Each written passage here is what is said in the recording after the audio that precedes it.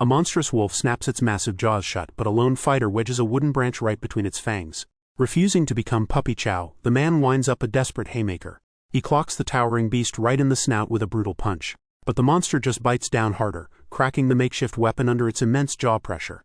Throwing caution to the wind, he hammers another wild fist straight into the beast's neck. A defiant roar rips from his throat as his right eye suddenly flares with a blinding, mysterious blue energy. The giant wolf's jaws violently clamp shut, completely obliterating his only line of defense. An agonizing, fiery heat surges through his body, forcing a blood-curdling scream from his lungs. But just as the end seems near, a blinding flash of light erupts and the beast lets out a startled yelp. It's an absolute life-or-death cliffhanger. But to understand how our boy ended up brawling with giant monsters, we need to rewind to where this nightmare started. On a freezing winter evening, the snowy city streets are absolutely bumping with festive cheer and classic Christmas carols. Laughter rings out through the winter chill as the oblivious crowds celebrate the holiday season. A picture-perfect family strolls hand in hand down the sidewalk, soaking up the holiday magic. But their wholesome walk is suddenly cut short when a towering, imposing figure in a dark coat blocks their path. The little girl in the pink coat gazes up in absolute awe at the sheer size of the stranger. Our hero silently steps aside, quietly wondering why he's always the one shrinking back to make room for others. As he wades through the sea of happy couples, the crushing reality sets in. He's the only person out here completely alone. Eager to escape the suffocating holiday cheer, the tall dark-haired man makes a beeline for the nearest subway entrance. Just before he can dip underground, something catches his eye. Turns out, he isn't the only solitary soul braving the freezing temperatures tonight. A destitute, eccentric Santa is kneeling right in the snow, looking completely down on his luck. The old man's cardboard sign is asking for wishes, and normally, my guy would just keep walking without a second glance. Except today is Christmas Eve, the exact anniversary of the tragic accident that took his parents and left him entirely on his own. Feeling a rare pang of sympathy for a fellow outcast, our boy reaches in to pull out his wallet. Our guy hands over a crisp bill and a warm kimbap, figuring that's his good deed for the year. But instead of taking the food, the old man instantly snatches the tall dark-haired man's hand with both of his own. He praises the giant's kind soul and insists that he absolutely has to repay him by granting a wish. Thinking he just triggered a random NPC encounter with a crazy person, our hero tries to yank his arm back. Except the Santa's grip suddenly tightens with absolute bone-crushing force. The tall dark-haired man is built like a tank, but he is left completely immobilized and trembling under the frail elder's supernatural strength. A desperate image of the pleading elder flashes in his eye, begging for a wish so he can finally return to Santa Village. Realizing he's completely stat-checked and trapped, my guy sighs and agrees just to get the old man to let go. An imagined reflection of his own resigned face flashes before his eyes as he begins to state his request. He casually asks for a winning lottery ticket, but the Santa instantly rejects the fake answer, demanding his true heart's desire. Dropping the tough guy act, our boy's expression turns completely somber. In a memory from 10 years ago, he sat completely alone in a cold, empty funeral hall. A tragedy that left him desperately craving a family that would never leave his side. Standing in the falling snow, our massive hero finally lays his cards on the table, sincerely asking for a loving wife and an adorable daughter. The eccentric Santa takes a massive whiff of the winter air, literally smelling the profound, agonizing loneliness radiating from our boy's soul.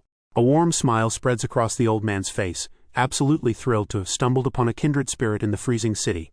But then the vibe shifts from wholesome to straight-up horror movie as the Santa's eyes flare a menacing glowing red, promising to find this guy the absolute perfect family. Thoroughly creeped out by the demonic sudden shift, our guy violently rips his hand free and stumbles back in disgust.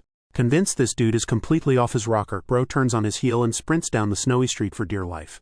The unhinged grandpa just waves from a distance, happily shouting that he's going to use all his magical powers to make the wish a reality. Safely seated on a rattling subway train, the big guy tries to shake off the bizarre encounter as the ramblings of a street crazy. But as the adrenaline fades, a heavy melancholy settles over him, unable to deny the painful truth behind his little confession. Staring blankly at a cheesy transit ad for a happy family, that desperate lifelong yearning claws its way right back to the surface. He lets his heavy eyelids slide shut, wishing for nothing more than a normal, happy life just like everybody else. But when he finally opens them again, the gentle hum of the train is gone, replaced by a freezing pitch-black void that reeks of absolute filth. Our boy groans as he sits up in a dizzy haze, rubbing his pounding head only to realize his winter gear has completely vanished. His eyes snap wide open in absolute panic, because he isn't riding the subway anymore. He's rattling down a dirt road in the back of a horse-drawn cage cart. Stripped down to his boxers and shackled at the ankle, our hero stares out through the iron bars in utter disbelief. The world outside looks like a gritty medieval period piece, complete with a miserable cast of shackled prisoners riding right alongside him. The crunch of heavy footsteps suddenly grabs his attention, putting him on high alert. He spots a pair of armored guards chatting outside the cart, but whatever gibberish they're speaking is completely alien to him. Scanning the haggard slaves, the foreign landscape, and the total lack of modern civilization, the crazy reality finally starts to click. The tall, dark-haired man hasn't just been kidnapped by some weird cult. He's been full-on isekai'd into another world. But before he can even process the genre shift, the freezing air bites at his bare feet, sending violent shivers down his spine. Glancing over, he notices that the gray-haired prisoner slumped against the bars hasn't moved a single inch. Driven by pure survival instinct, my guy quietly apologizes to the corpse as he reaches over to claim the dead man's clothes. Shivering violently, the tall, dark-haired man yanks the dead prisoner's green shirt over his broad shoulders, doing whatever it takes to stave off the biting frost. Dressed in the torn rags, our guy collapses onto the hard wooden floor, the eccentric Santa's ominous promise echoing in his head.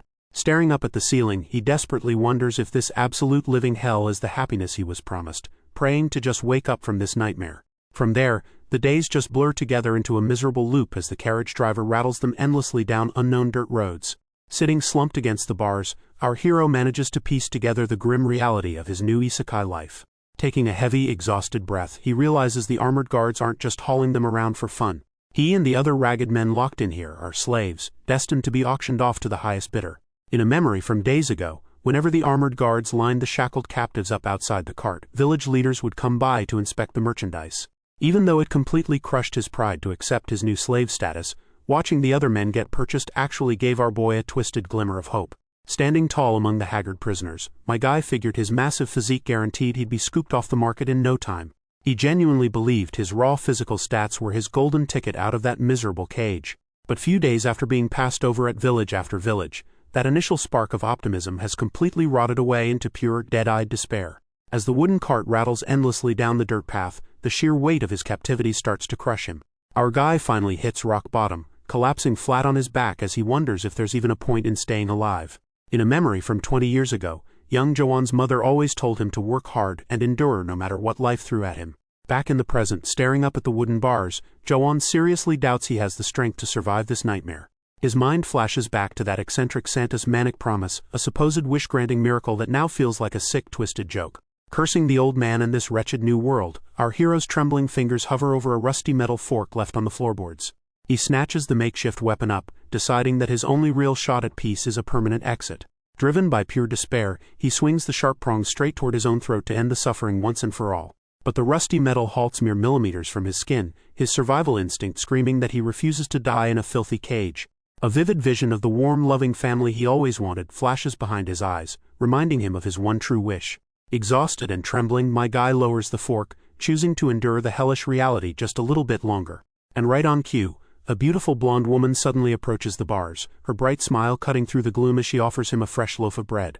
She slips the meal through the iron grate, speaking to him in a completely alien language. A second later, a tiny blonde girl with massive yellow eyes timidly peeks out from behind the woman's skirt. The rusty fork clatters to the floorboards as Joan just stares up at them in absolute shock, realizing the eccentric Santa might have actually delivered the exact family he begged for. While our guy is left staring at his sudden gift back at the cages, the comic cuts to a peaceful wooden house deep in the forest. Inside, the brown-haired woman and the blonde child share a quiet, humble meal together. The kid eagerly slurps down her portion of the stew. Sliding her own bowl across the low table, the woman gently tells her to eat up. The little girl innocently protests that she's still hungry, but her caretaker insists she take the extra food. But with surprising empathy, the kid points right back, realizing that Lizzie must be starving too. Touched by the pure consideration, Lizzie flashes a warm smile and agrees. But that wholesome slice-of-life moment is violently shattered when the village chief starts hammering on their door. Lizzie instantly pulls the child into a protective embrace as the chief shouts through the wood, dropping a bombshell. The village has decided to force her into marriage with one of the captive soldiers. Absolute terror drains the color from Lizzie's face as she's ordered to prepare to take the stranger back to the mountain tomorrow. He barks a final demand for her to bring food for the guards at daybreak before wandering off, leaving her completely paralyzed with anxiety. Collapsing to the floor of the darkened room, a suffocating panic sets in as Lizzie is consumed by the terrifying thought of being beaten all over again.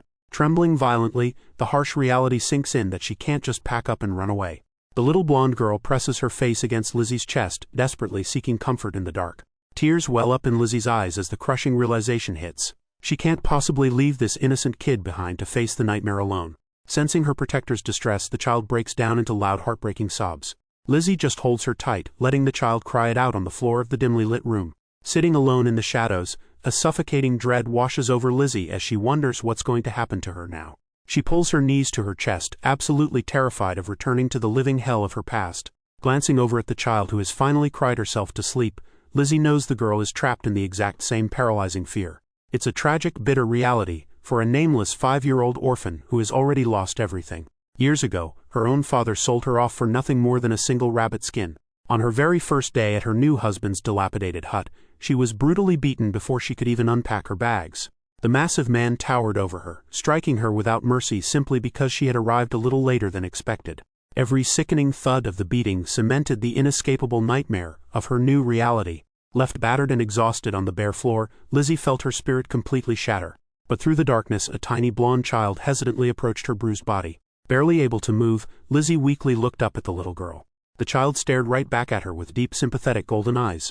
In that living hell, this angelic kid was the only one who reached out to offer any comfort. From that day on, the two survived together, clinging to each other, until the abusive husband went into the mountains and never came back. Locals claimed he was eaten by wolves, leaving behind nothing but his bloodied clothes on the forest floor. Hearing the news, Lizzie felt a fleeting wave of relief, instantly swallowed by a crushing sense of dread. She knew all too well that in this harsh world a woman without a husband was as vulnerable as a sheep outside a fence. That was then. Rewind to earlier today. This lingering fear was exactly why Lizzie stayed so guarded when she took the child into the village.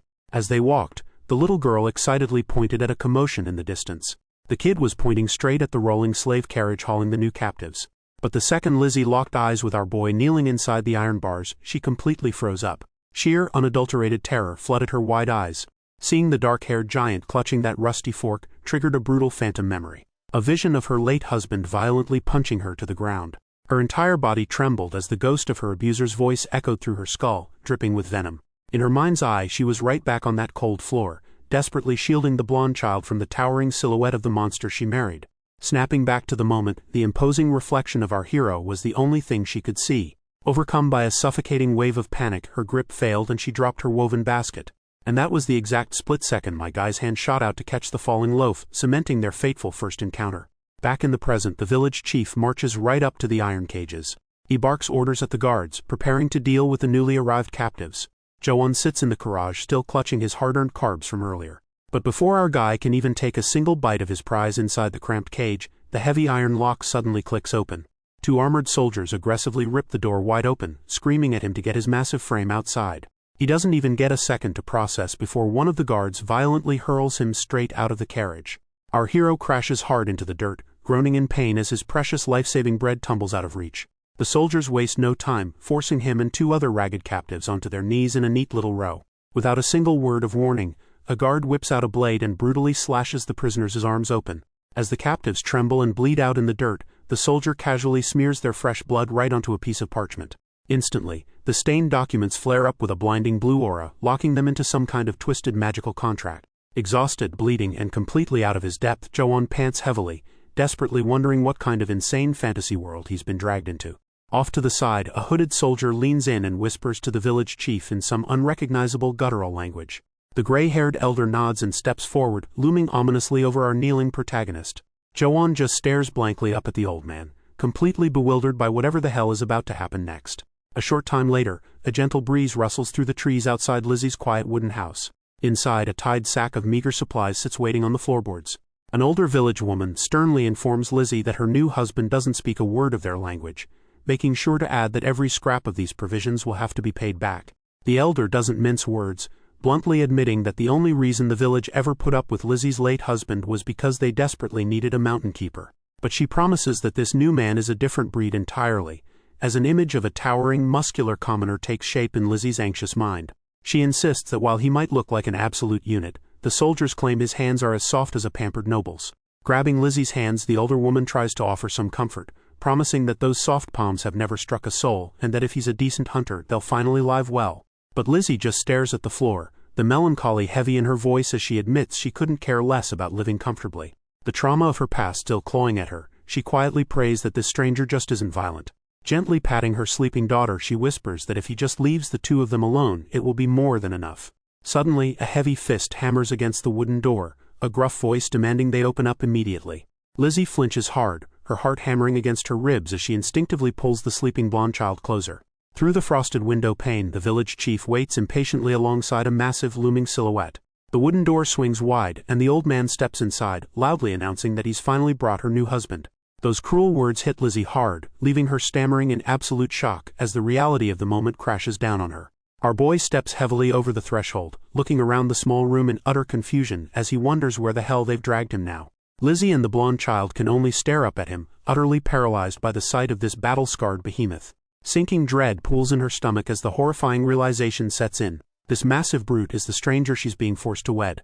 A cold sweat breaks out across her face, her entire body trembling as she's completely overwhelmed by his suffocating size. Meanwhile, our guy just stares down at the floorboards, still trying to process the absolute whiplash of his new reality. But the moment his eyes land on the cowering woman, it clicks. He immediately recognizes her as the kind stranger who offered him bread at the cage. He watches her violently shaking in the corner, genuinely baffled as to what could possibly have her so terrified. Before he can even try to ask, the village chief reaches up and firmly grabs his arm. With a heavy tug, the old man forcefully yanks our hero forward, dragging him right up to his terrified new bride. The village chief isn't having the hesitation, giving the giant a firm shove forward that sends the blonde child scrambling behind Lizzie's skirt.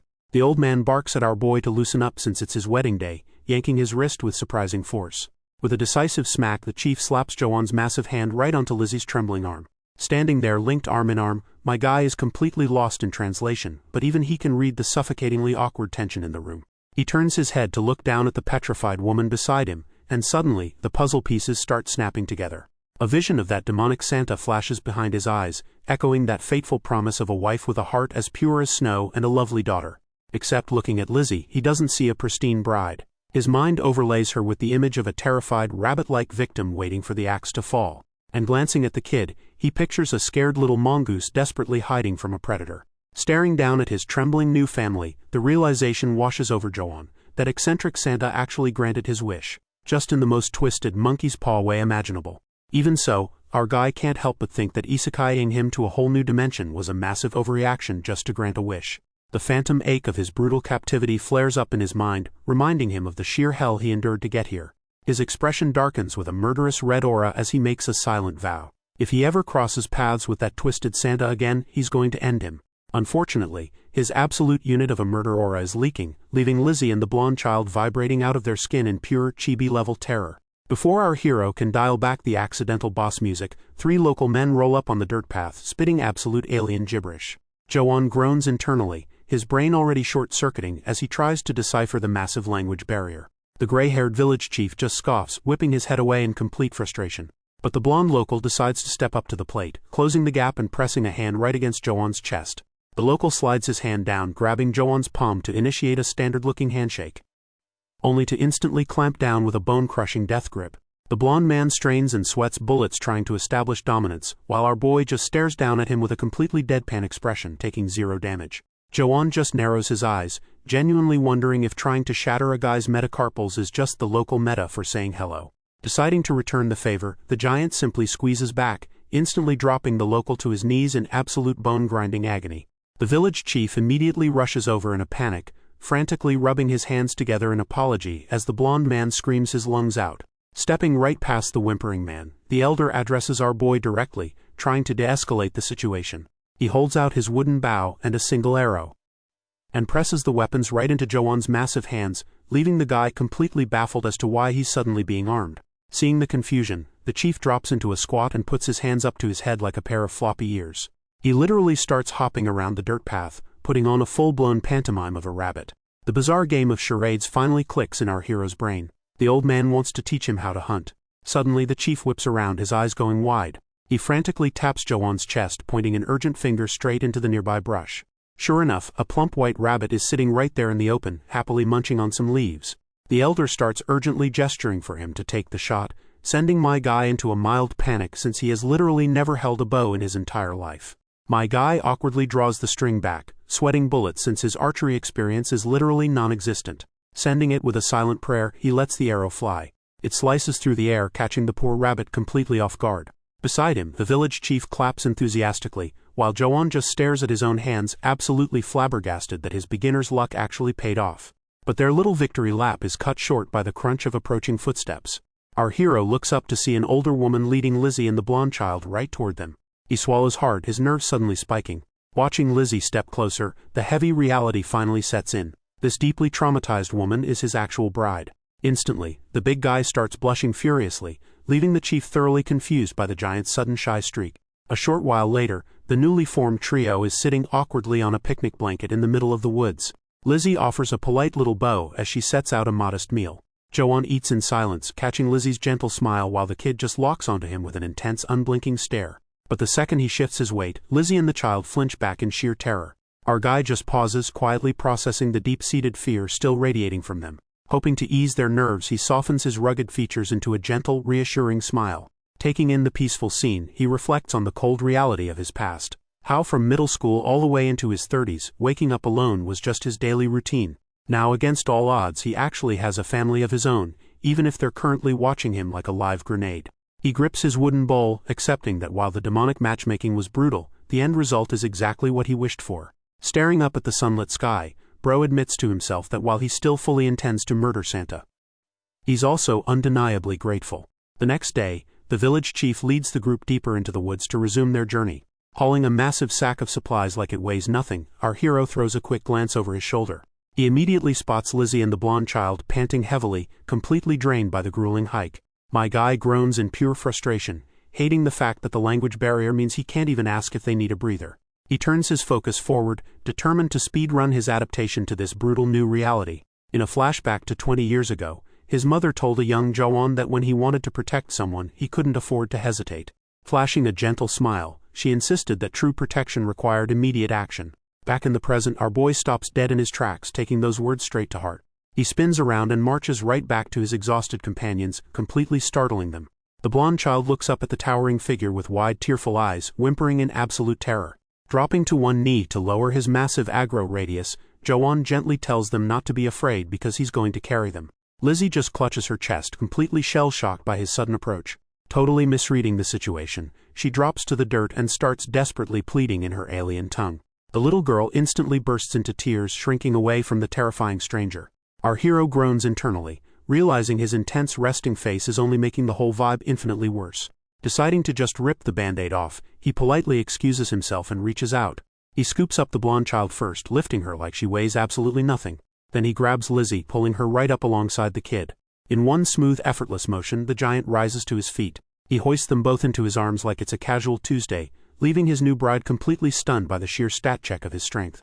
The little girl babbles something in her alien language, her previous terror instantly evaporating into pure awe. Joan just gives Lizzie a reassuring look and tells her to hold on tight. As he starts trekking through the woods, a grim realization hits him. Even carrying all their gear, his new family weighs practically nothing. It absolutely breaks our hero's heart, cementing his vow to master this world's language and hunt down enough meat to finally feed them properly. He knows he's got a massive grind ahead of him, but feeling Lizzie's quiet, affectionate gaze resting on him makes every step worth it. Eventually, the physical exertion catches up, and a single bead of sweat rolls down his neck. Without a second thought, Lizzie gently reaches out and dabs it away. The sudden, tender contact makes my guy flinch, stopping him dead in his tracks. Embarrassed by her own boldness, Lizzie instantly retracts her hand, clutching it to her chest like she just touched a hot stove. Shaking off the brief system error in his brain, our hero adjusts his massive payload and resumes trailing the village chief through the woods. They finally hit their destination, a rustic little wooden cabin, and Joan respectfully bows to thank their guide for the escort mission. The gray-haired elder returns the gesture before vanishing back into the tree line like an NPC whose quest is complete. Staring up at his new base of operations, Joan immediately starts sweating the insulation stats, dreading that it's going to be an absolute icebox inside. A phantom chill violently spikes down his spine as a traumatic vision of being chained barefoot in the freezing snow flashes before his eyes. Forcing the mental pop-up to close, my guy reaches out and grips the heavy wooden door. He pushes it open, fully expecting a dusty, empty room, but immediately freezes in his tracks. Lizzie is already standing inside the dimly lit cabin, and she's absolutely streaming tears. He gently asks her what's wrong, but she just flinches in absolute silence.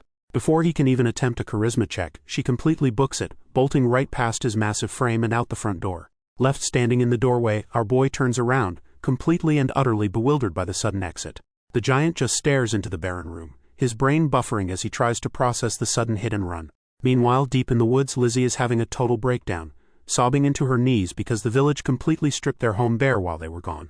The panic sets in as she realizes winter is right around the corner, and without a single tool or weapon, they're basically sitting ducks for the local wildlife. But her doom spiral is cut short when Jo-won steps into the clearing, having easily tracked her through the brush. Without a single word, the big guy just drops down onto the grass right beside her. Reaching out, he gently rests his massive hand right on top of her head, startling her out of her tears. He softly tells her not to sweat it, and even though the language barrier is still up, the comforting head pats translate perfectly. Blushing through her tears, Lizzie looks up at him, finally accepting that this gentle giant is the man she's bound to for life. Still, the anxiety creeps right back in. How are they supposed to survive out here when her new protector doesn't even know the first thing about hunting? She stares up at him with incredibly vulnerable eyes, silently pleading to know if they actually have a shot at surviving this frozen hellscape. Meeting her gaze, our boy flashes a warm, confident smile, making an absolute unbreakable vow to protect her no matter what. Tears spill down Lizzie's cheeks as the crushing weight of her anxiety finally bubbles to the surface. But the moment our hero gently wipes them away, a strange, unfamiliar relief washes over her. While our boy confesses that he's been entirely alone since the day his parents passed away. Despite everything this brutal world threw at him, he fought tooth and nail just to survive. And now that he finally has a family to call her own, he knows he can make it through anything. Jo-won flashes a confident smile and thumps his chest, silently promising to provide for her no matter what it takes.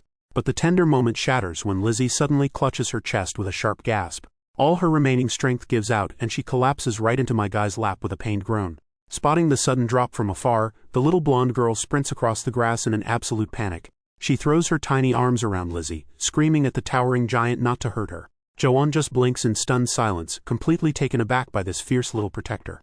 Looking down at the fragile, weeping woman in his arms, the sheer weight of his new reality finally starts to sink in. Along with the terrified child clinging to his sleeve. His mind races, trying to piece together who this kid is and why this woman showed him such kindness back when he was rotting in a cage. But as our hero pulls them both into a warm, protective embrace, he makes a silent, ironclad vow to never let either of them shed a tear again. He's going to step up and be the absolute unit of a father and husband they deserve. Fast forward to later that day, back inside their cozy wooden cabin, where the atmosphere is thick with absolute suffocating awkwardness. Jo-won fidgets on the floorboards, realizing that despite their emotional breakthrough, they are right back to square one. At least they aren't looking at him like a terrifying raid boss anymore, but my guy has zero clue how to actually break the ice. Suddenly, a massive light bulb goes off in his head. He scoots across the room at lightning speed, nearly giving the girls a heart attack. Pointing a massive thumb right at his chest, he loudly declares his name, Kim Jo-won. He sounds it out syllable by syllable, explaining that if they're going to survive under one roof, they at least need to know what to call each other. The big guy pauses, letting the syllables hang in the air to see if the message actually landed. Gently extending a massive hand toward Lizzie, he asks for her name in return. She hesitates, timidly mumbling something completely inaudible under her breath. But then she taps her own chest, finally speaking up clearly enough for him to catch a single word. Lizzie. Our hero flashes a warm smile, complimenting the pretty name, even if the language barrier keeps her totally silent. Pivoting his attention to the little blonde kid, he gently asks what she goes by. The girl nervously glances up at Lizzie, and the cozy mood instantly flatlines into a heavy, awkward silence. Shaking her head with a heartbreaking little pout, she reveals the tragic truth. She doesn't even have one. Seeing the kid look so utterly defeated shatters my guy's heart into a million pieces. Reaching out to gently pat her hair, he decides right then and there to fix that. A whimsical fairy tale flashes in his mind's eye as he officially dubs her Dorothy. He pictures a bright imagined future where she goes on grand adventures with friends, just like the brave heroine from The Wizard of Oz. He envisions a beautiful storybook future where she grows up surrounded by friends, embarking on wonderful adventures. Back in reality, the little girl's eyes sparkle as she sounds out her brand new name, absolutely loving the ring of it. As the sun starts to set, our boy gets right to work splitting firewood outside the cabin. Meanwhile, Lizzie peeks out from behind a tree, quietly observing this absolute unit of a man and finding him completely baffling. His massive hands could easily snap a person in half, yet he only uses that terrifying strength for hard labor and gentle head pats. It's a total mind trip for her, because he is absolutely nothing like the cruel, violent men she's known. Hiding in the shadows, she quietly sounds out his name, finding a weird sense of comfort in his refined, gentle voice despite the massive language barrier. Years ago, her life was a nightmare of abuse and neglect, treated like worthless garbage by the men who were supposed to protect her. Back in the present, she watches his warm expression, completely stumped as to why this towering stranger is treating her with such genuine kindness. Mid-swing, Jo-won pauses his lumberjack routine, finally noticing his wife playing hide-and-seek behind the timber. Our guy immediately drops the tough guy aura, flashing a massive golden retriever smile and cheerfully calling out her name. Lizzie's eyes go wide in shock as she suddenly zeroes in on his incredibly rare features. Pitch black hair and striking dark eyes. In her mind's eye she pictures the wild tavern gossip. Rumors that an enemy nation actually pulled off a legendary hero summoning ritual. The imagined silhouette of this mythical savior always featured the exact same ultra-rare specs, pitch black hair and bottomless black eyes. Snapping back to reality, she scrutinizes every heavy step our guy takes as he closes the distance between them. Staring into his dark pupils, she realizes he completely fits the physical description of that ultimate overpowered protagonist. But she quickly shuts that theory down, reasoning that a legendary savior would be living it up in a grand palace, not playing lumberjack in a freezing middle-of-nowhere forest. Besides, those campfire stories are probably just exaggerated hype anyway. The towering giant steps right into her personal space, his massive frame completely eclipsing her small figure. Peering up at him, Lizzie realizes the lighting was playing tricks on her. His hair is actually a deep dark brown, not pitch black. She lets out a massive sigh of relief, glad that he's just a normal, albeit absolute unit of a man. But then her brain short-circuits, suddenly wondering why she's so emotionally invested in a complete stranger she literally just met. She comically shakes her head to reboot her confusing thoughts, leaving our hero utterly bewildered by her sudden glitching. Chuckling at her flustered panic, my guy reaches out and gently pats her on the head, completely catching her off guard. Lizzie instantly freezes, the sudden contact violently ripping her back to the dark trauma of her past. Because until now, a man's hand on her head only ever meant one thing. A brutal beating was about to follow. But Joan's touch is so impossibly warm and tender that her anxiety simply melts away, her eyes fluttering shut. Yielding to the gentle affection, she leans into his massive hand, desperately yearning for the comforting warmth to last. Meanwhile, my guy's heart starts hammering a frantic beat against his ribs as the beautiful woman presses herself against his chest. Looking up, Lizzie gazes at him with half-closed, undeniably affectionate eyes. And our boy completely short-circuits, acting on pure instinct as he leans down and plants a kiss right on her lips. Caught completely off guard, Lizzie's eyes snap wide open in pure unadulterated shock. A split second later, the romantic fog clears, and Joan's brain finally registers exactly what he just did. He violently jumps back like he just touched a live wire, while Lizzie stands absolutely petrified, comically frozen solid like a block of ice. His face burning brighter than a stop sign, our hero stammers helplessly, completely failing to form a single coherent apology. Unable to handle the sheer, crushing awkwardness of the moment, Bro abruptly spins around and snatches up a wooden water bucket. He white-knuckles that handle like it's the last chopper out of a war zone. And then my guy absolutely books it, sprinting into the tree line like he's trying to break the sound barrier. Lizzie is left standing completely alone, clutching her racing heart as her face practically steams like a boiling kettle. Deep in the woods, Joan does the ultimate walk of shame, violently cringing at his own zero IQ play. He aggressively scratches his head, agonizing over the tiny detail that they technically just met today. Thanks to the language barrier, our boy has zero clue how to smooth this over, debating if he should just hit the reset button and pretend the whole thing was a glitch. But mid-panic attack, his heavy boots suddenly grind to a dead halt in the dirt. He scans the dense, unfamiliar timber, the horrifying realization dropping that his little tactical retreat just got him hopelessly lost. The wind starts howling through the dark canopy, instantly shifting the vibe from rom-com to survival horror. Figuring he should just grab some water and backtrack, he freezes the second something heavy rustles in the brush behind him. A cold sweat spikes down his spine as every survival instinct in his body screams that he's being watched. Emerging from the pitch-black shadows is a massive nightmare-fuel wolf, its glowing red eyes locking dead onto its next meal. The beast peels back its lips to bear a row of razor-sharp fangs, dropping a low, guttural snarl that practically vibrates through the trees. For the first time since arriving in this nightmare world, our guy is completely paralyzed, his massive frame trembling like a leaf before a true apex predator. Joan might be a towering giant back in the village, but staring up at the sheer, overwhelming scale of this monster, the horrifying reality sets in. Out here in the deep woods, he is nothing but prey. Crouched in the underbrush, our guy is absolutely paralyzed with fear, his massive frame trembling as a sinister rustle closes in. But survival instinct takes the wheel, and my guy white-knuckles the only weapon he's got. A sturdy wooden branch. Planting his feet, our hero lets out a defiant roar of his own, matching the towering beast's terrifying snarl decibel for decibel. The monster lunges, clamping its massive jaws onto the wood as our guy desperately strains to hold the line. Refusing to end up as dog food, Joan cranks his free arm back and rips an absolute war cry from his chest. Instead of backing down, our boy steps into the pocket and feeds the beast a heavy right hook straight to the snout. But the beast just eats the hit, clamping its massive jaws down until my guy's makeshift weapon starts splintering like a cheap toothpick. Screaming that he absolutely refuses to get packed up in some random forest, our boy throws a desperate bare-knuckle hook straight into the monster's neck. Roaring that he isn't dying today, Joan winds up for one last desperate strike as his right eye suddenly flares with a blinding blue light.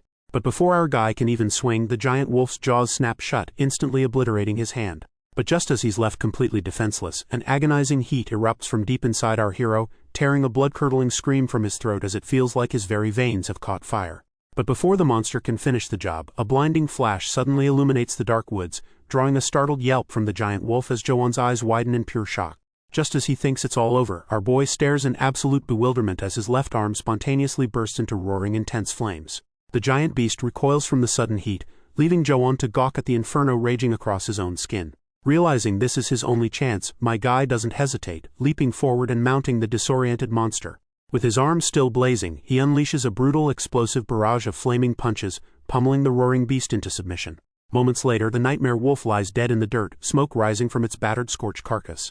Collapsing onto the grass, our hero gasps for air, his mind racing to process the impossible fiery phenomenon he just witnessed. He inspects his arm, completely baffled to find his skin and clothes entirely untouched by the roaring flames.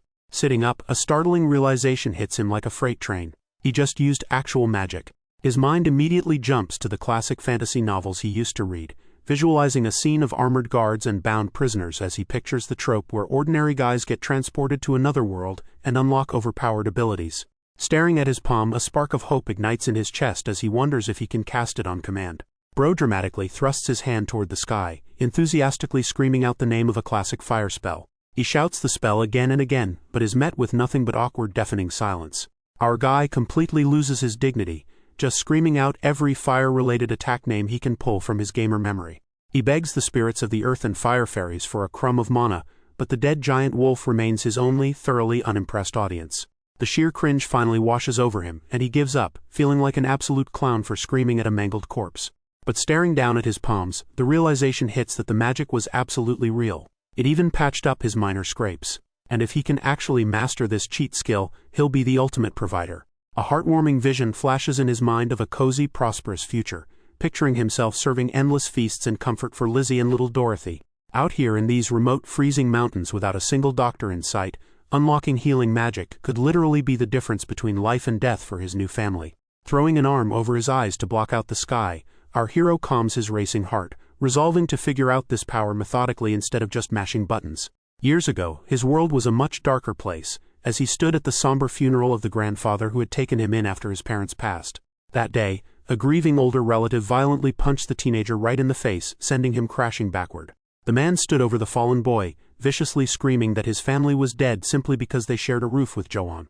Surrounded by the glaring, shadowy faces of his extended relatives, the middle schooler was treated like a cursed plague that brought nothing but death to anyone who loved him.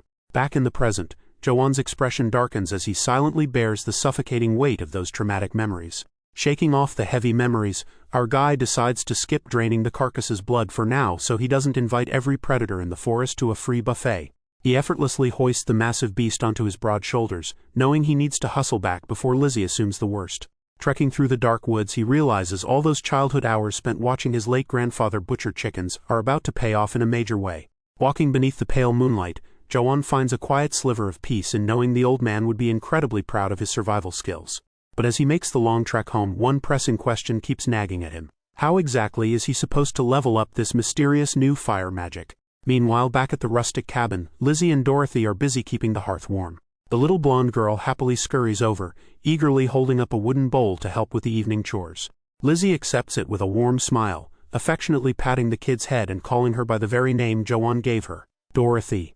Dorothy absolutely beams at the gentle praise, the trauma of her past momentarily melting away in the warmth of their cozy new home.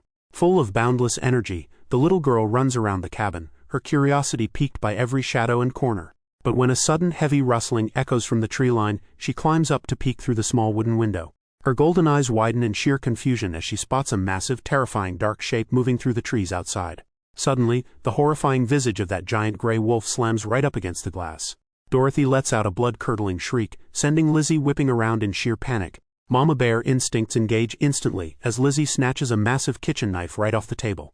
Screaming for the kid to get back, she sprints toward the door, fully prepared to fight this monster to the bitter end. But as she reaches the threshold, her eyes widen in absolute shock at the scene unfolding outside. It isn't a wild beast attacking the cabin. It's our boy Joan, looking ready to pass out while casually hauling the massive dead wolf on his shoulders. Still running on pure adrenaline, Lizzie bursts out into the yard with her weapon raised, screaming Joan's name in absolute terror. Hearing his name, my guy finally lets the heavy carcass drop to the grass with a heavy thud, panting like he just ran a marathon. He looks up in total bewilderment as his new family charges at him, completely confused by their frantic panic. Lizzie freezes dead in her tracks, tears welling up as the realization finally hits her that the terrifying beast is already a corpse. The heavy blade slips from her trembling fingers, clattering harmlessly onto the dirt.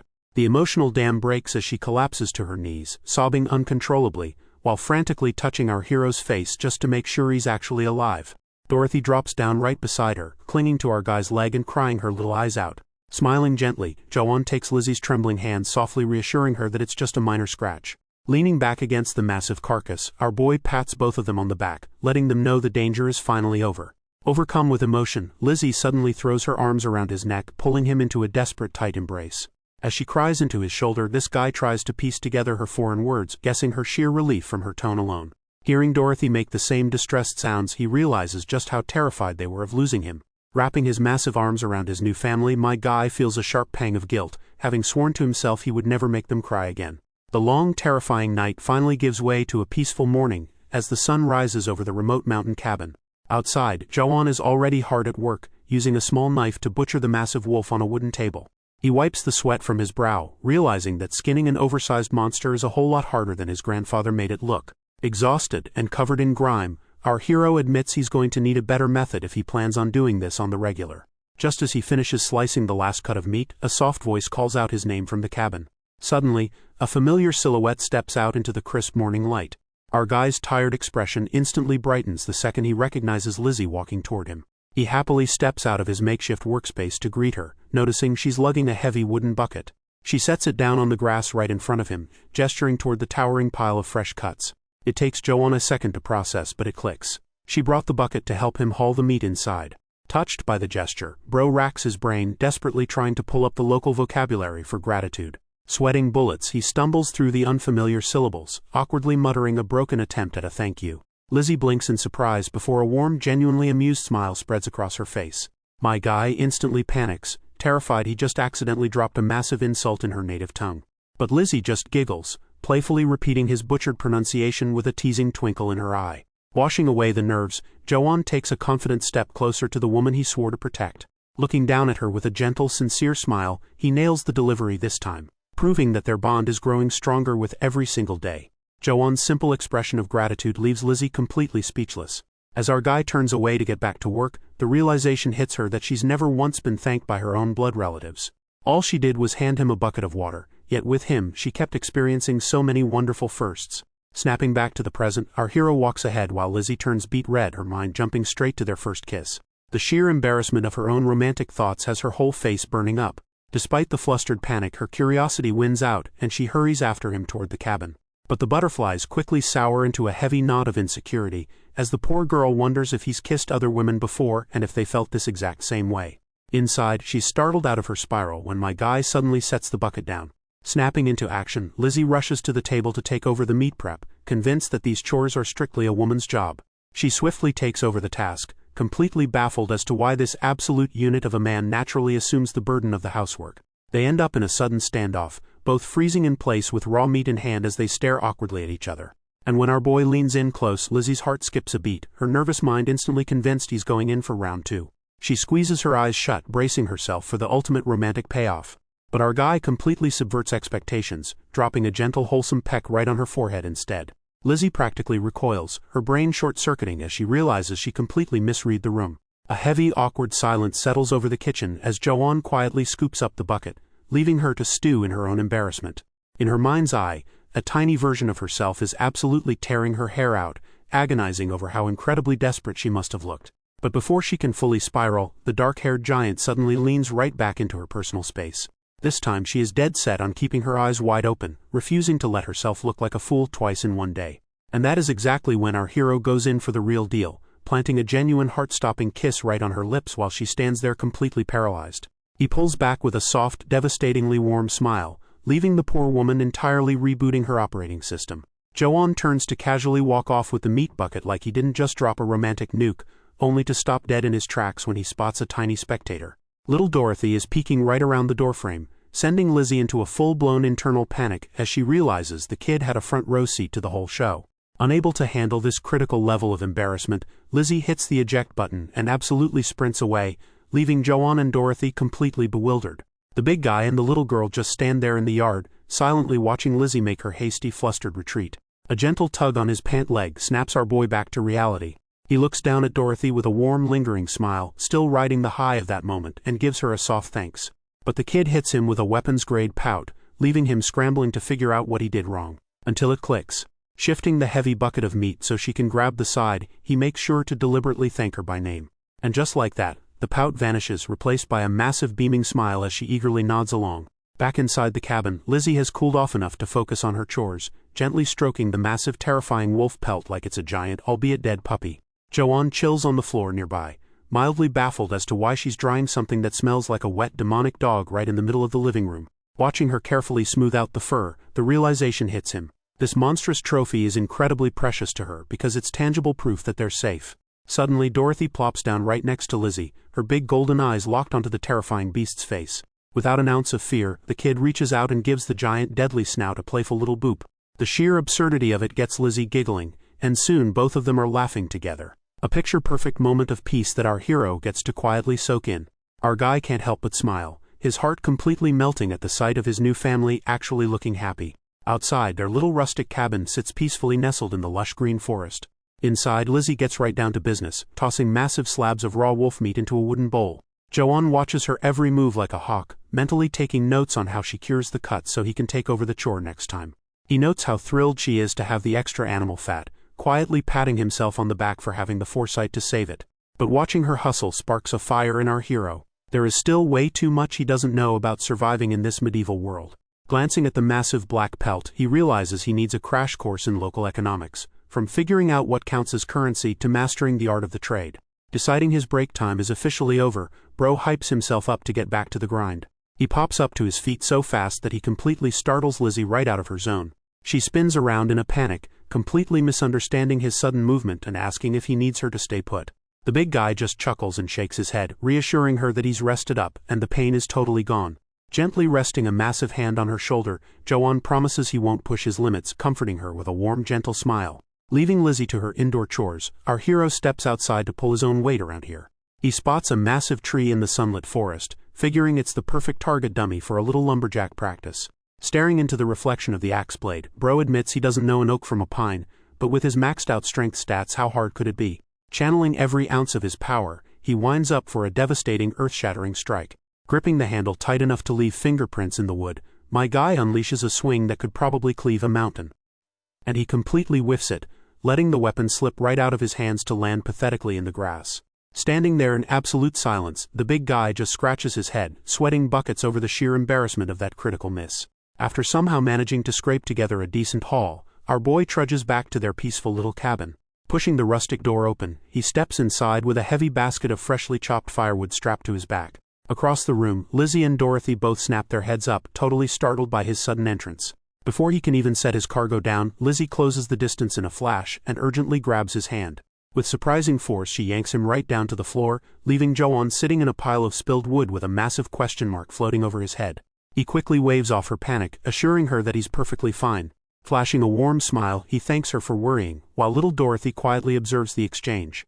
Without warning, the blonde girl turns on her heel and dashes across the room. She makes a beeline for a wooden basin, plunging her tiny hands straight into the water. Leaving a trail of droplets in her wake, she scurries right back to our hero. With a playful shout, Dorothy slaps her soaking wet hands onto his chest, catching both adults completely off guard.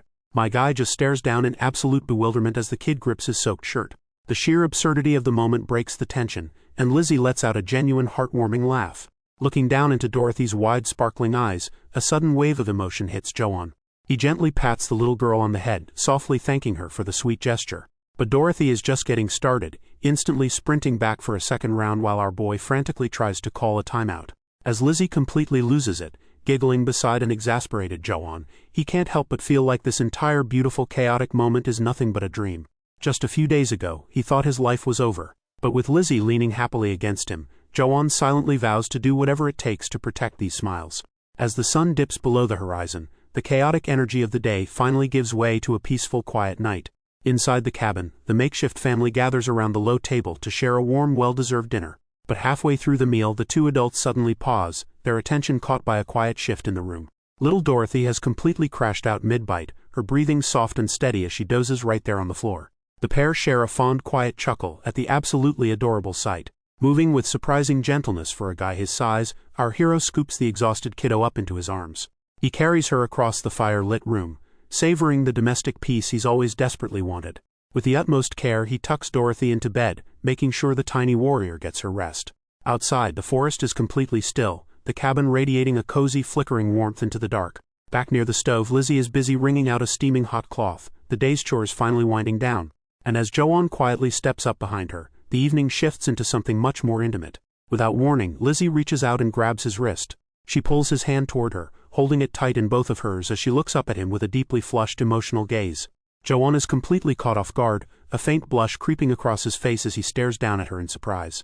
And as the view pulls back into the quiet night, framing their silhouettes through the glowing window, it looks like our boy has finally found exactly what he wished for. Picking up right where we left off, Lizzie clings to our boy's collar, her face flushed red as she gazes up at him. She mentally hypes herself up, resolving to drop the shyness because this is exactly what a wife is supposed to do. Mustering every ounce of her courage, she makes a bold move and slides her hand right under his shirt. Jo-won just stares down in silent surprise as she nervously exposes his stomach. But her newfound confidence shatters in record time, and she yanks her hand back with a groan, realizing she's still way too embarrassed for this. Before she can completely retreat, our hero gently catches her hand with a soft, reassuring smile. Leaning in close, he softly whispers that it's time for them to get some sleep. Hand in hand, a gentle giant leads her back into the dark cabin. Once inside, he flops down right beside her on the floor. Hovering over her, his intense, silent gaze makes Lizzie gulp nervously. He reaches out to gently touch her arm in the quiet darkness. Her face burning bright red, Lizzie lets out a shaky, nervous breath as the tension peaks. But instead of pushing her boundaries, our guy just leans in for a tender kiss, marveling at how incredibly soft she is. Later, as little Dorothy sleeps peacefully, our hero watches over his new family, praying that they outlive him.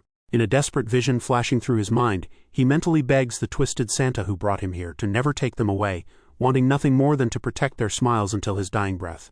But while wealthy nobles might have the luxury of separate rooms and sprawling estates, in a nightmare of years ago, for commoners like Lizzie's family, every child grew up in the exact same cramped space as their parents.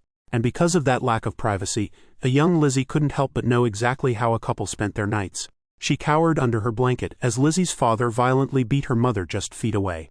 His vicious shouting was always absolutely terrifying, echoing endlessly through the tiny room. Once he finally passed out, she and the brown-haired boy would huddle together, forced to listen to the dark-haired mother's muffled sobs until dawn. The little girl would lie awake in pure despair, terrified that the dark-haired mother's miserable life would one day become her own future. Back in the present, Lizzie's eyes snap open, pulling her out of the traumatic nightmare. The comforting sound of crackling logs grounds her in reality, a warm reminder that she is finally safe. She blinks away the lingering dread, utterly confused to find herself tucked safely into bed between our guy and Dorothy instead of on the cold floor. The surprise deepens when she realizes this absolute unit of a man is gently letting her use his massive arm as a pillow. Glancing down, she spots the little blonde girl sleeping soundly against her side, completely at peace. Snuggling closer to our hero's warmth, a profound wave of relief washes over Lizzie as the realization hits her. The nights between a husband and wife don't have to be a terrifying ordeal. Ever since she met this gentle giant, her entire shattered world has been slowly piecing itself back together for the better. The quiet moment is suddenly interrupted when my guy stirs in his sleep, making her flinch. But instead of waking up angry, he just unconsciously wraps his massive arm around both of them, pulling his new family into a tight, warm embrace. Lizzie's face instantly flushes a brilliant shade of red, her heart hammering so fast against her ribs she thinks it might actually explode. Surrounded by this unfamiliar warmth, she completely melts into the hug, desperately wishing this sweet, tingly feeling could last forever. Moments later, golden sunlight streams through the cabin window as our boy continues to snooze peacefully beside Dorothy. He finally rouses from his slumber and sits up, making sure to gently tuck the blanket around the kid so she stays warm. Meanwhile, Lizzie is already up and fully dressed, heading into the kitchen area with a light step to tackle her daily chores. But before she can lift the heavy water bucket, a massive hand suddenly clamps down on the handle. Our guy effortlessly swipes the chore right out of her grasp, leaving the poor woman blinking in surprise. With a casual flick of his wrist, he tosses the water straight onto the hearth, dousing the leftover embers with a loud, smoky sizzle. Then he turns back to her and casually drops a greeting in his native language. Lizzie just stares back with a massive question mark over her head, completely lost in the sauce of his gibberish. Realizing he forgot to switch his language settings, Jo-won translates, asking if she slept well, but immediately notices her face is turning the color of a stop sign. She gives a tiny shy nod, and the big guy quickly pieces together that his casual husband-tier greeting is what short-circuited her brain. A warm smile spreads across his face as it clicks that she's definitely not used to being hit with sweet terms of endearment. Leaning into the domestic vibes, he gently asks her what she would actually prefer him to call her. Blushing so hard she might actually combust, Lizzie stammers through her embarrassment and shyly requests that he keep using that sweet pet name. Our hero happily obliges, using the pet name one more time and causing Lizzie to let out an adorable squeak as she buries her burning face in her hands. Finding her critical hit level of fluster absolutely precious, Jo-won decides he definitely needs to tease his new wife just a little bit more. My guy playfully taps her shoulder, asking her to look him in the eyes. While Lizzie lets out a muffled whine of pure embarrassment, the comic cuts to Dorothy suddenly shooting straight up in bed. The little blonde girl sits there drooling, her tiny mind completely consumed by a single glorious thought: meat. Driven by pure carnivorous hunger, she scrambles out of bed and speed crawls across the floor like a woman on a mission. Our hero and Lizzie happily call out to the kid as she comes zooming into the room. But Dorothy completely ignores them, blowing right past her totally bewildered parents without a second glance.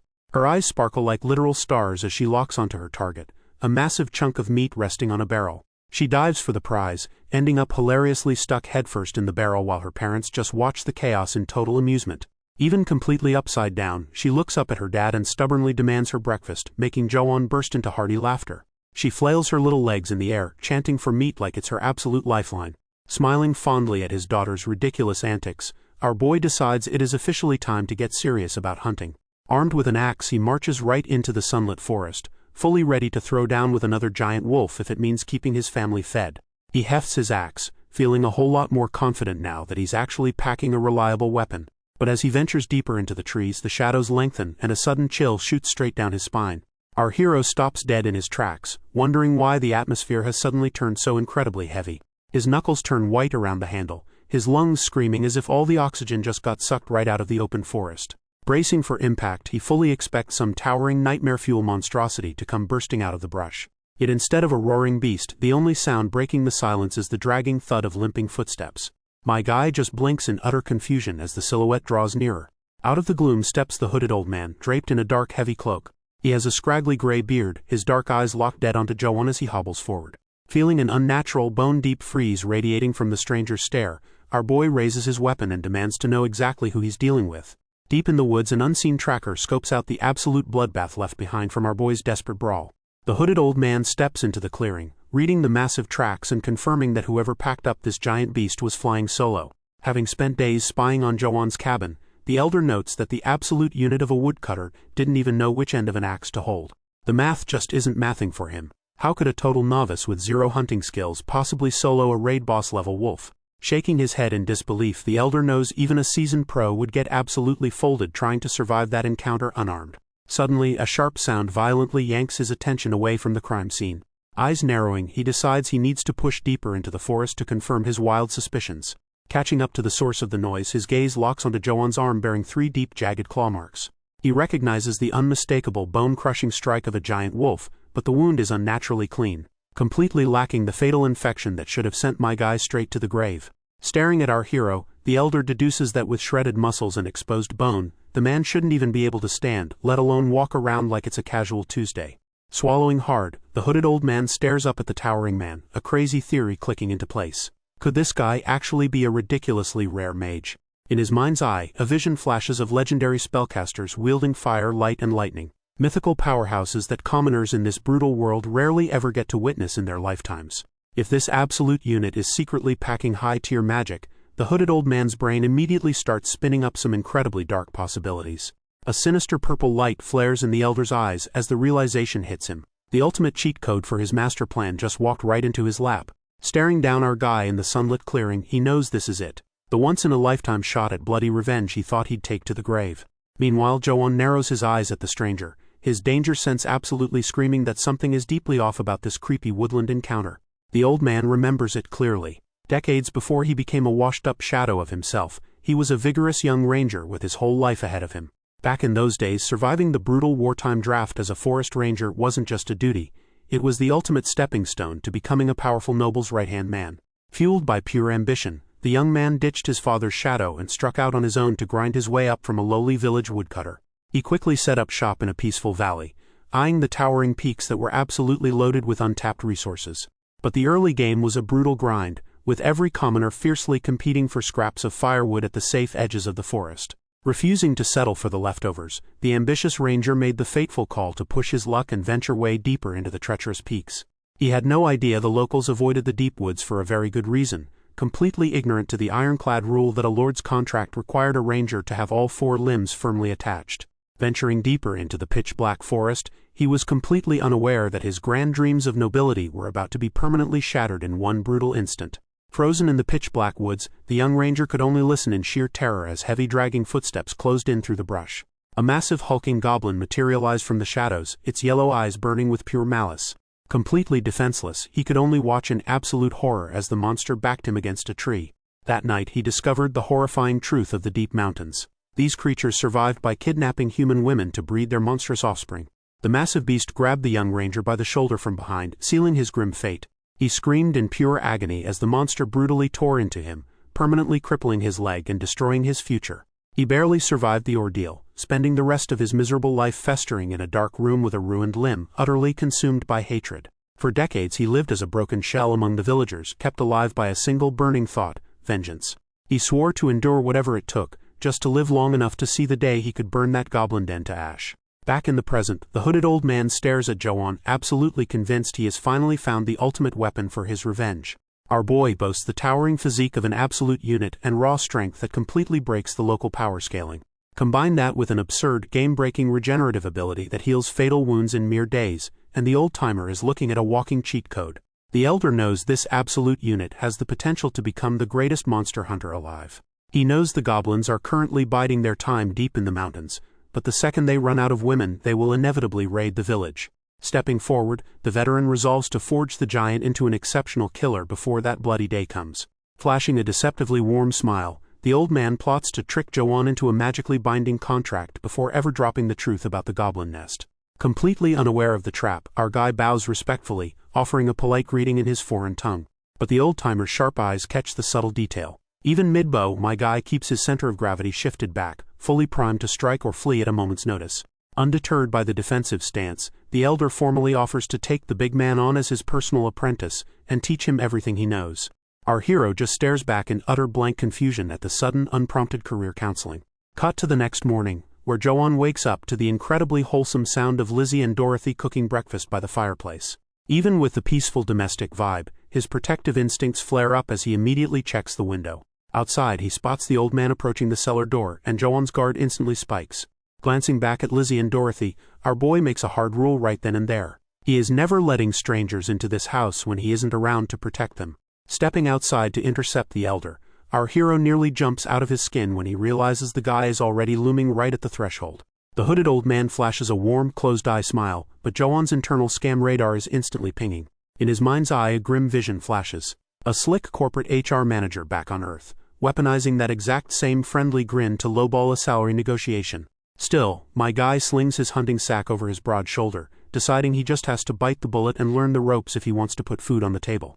Turning back toward the cabin, he calls out to Lizzie to let her know he's heading out into the woods. But he pauses in the doorway, catching sight of her clumsily but earnestly struggling to wrap something up by the hot stove. A soft fond smile tugs at his lips as the sheer, undeniable cuteness of her awkward domestic efforts completely melts his heart. Off to the side, little Dorothy silently watches Lizzie's frantic, sweaty packing routine. Suddenly, the blonde girl's face locks into absolute determination as she sprints toward the exit. Sliding to a halt, she throws her tiny arms out wide, physically barricading the giant from leaving the house.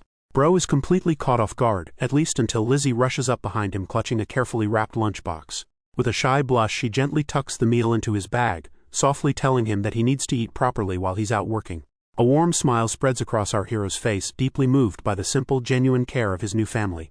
As he steps out the door, Lizzie calls out a cheerful farewell in her native tongue. Joan points right back, carefully repeating the phrase to make sure he's got the translation down. She nods with a bright, encouraging smile, and he promises to be back before they know it. Lizzie then calls out to Dorothy, who is currently pointing excitedly at Joan's bag. The little girl immediately scurries up to the doorway, loudly echoing the wish for a safe trip. Our boy waves back with pure affection, promising his new daughter he won't be gone long. Walking away, a heavy realization hits our guy. He is completely and utterly reluctant to leave his new home. In his mind's eye, an image of his impossibly cute wife and daughter waving goodbye permanently burns itself into his soul. Still, duty calls, and Joan trails behind the mysterious old man deep into the sunlit woods. Trekking through the brush for what feels like hours, Bro starts to wonder just how far out this hunting lesson is supposed to be. Without warning, the elder stops dead in his tracks, turning around to mutter a string of completely incomprehensible alien syllables. Our guy stares blankly down at the man's boots, completely baffled by the abrupt halt. Without bothering to explain, the hooded old man simply turns his back and resumes his march into the deeper woods. But as Joan watches, the dirt shifts, the elder's footprints supernaturally fading and erasing themselves from the path like a high-level stealth passive. The realization hits our hero like a truck, his eyes widening at the impossible sight. Staring at the vanishing trail, he realizes his creepy new master is hiding secrets far darker than a simple hunting lesson. But instead of calling him out, Joan wonders if this is some kind of high-tier martial arts footwork straight out of a wuxia novel. Deciding that the only way to level up is to mirror the master, our hero falls right into step. He carefully mimics the elder's pacing, matching him stride for stride, trailing right behind the cloaked figure like a shadow. The hooded old man glances back, a sly smirk crossing his face as he notices his new apprentice catching on. Without a single word, the duo continues their march deeper into the woods. Soon enough, the actual hunting tutorial kicks off, starting with the absolute basics of the mountain's flora. The elder literally forces Joan to touch grass, having him map the rugged terrain with his bare hands. After hours of this grueling hands-on trekking, they finally take a breather by a rocky ledge. The old-timer reaches into his leather pouch, pulling out a small dark field ration. He pops it into his mouth and gestures to Joan, who instantly lights up with the hype of a guy who knows it's finally lunchtime. Our boy eagerly unties the cloth bundle, practically vibrating with excitement to finally dig into the meal Lizzie packed for him. He pops the lid off the metal tin, ready to absolutely demolish his food. But just as that heavenly aroma hits his nose, the hooded old man barks at him to stop. Joan freezes like a deer in headlights, completely caught off guard. The elder just shakes his head, pointing a stern finger away from their little picnic spot. He drops some hardcore survival logic, explaining that the scent of cooked food is basically an aggro beacon that will instantly pull every wild beast in the vicinity. Heartbroken, my guy slowly clicks the lid shut, the crushing realization sinking in that this might be the first and last time Lizzie ever packs him a lunch. He looks ready to drop to his knees and cry, while his creepy new master just stands behind him smiling like an absolute menace. After packing away his tragic lunch, Joan follows the elder until they finally reach a rustic cabin hidden deep in the woods. The old man steps out of the doorway, casually holding a bizarrely long, perfectly straight bow. A mental blueprint of standard curved bows flashes before Joan's eyes, leaving him completely baffled since you need that arc to generate tension.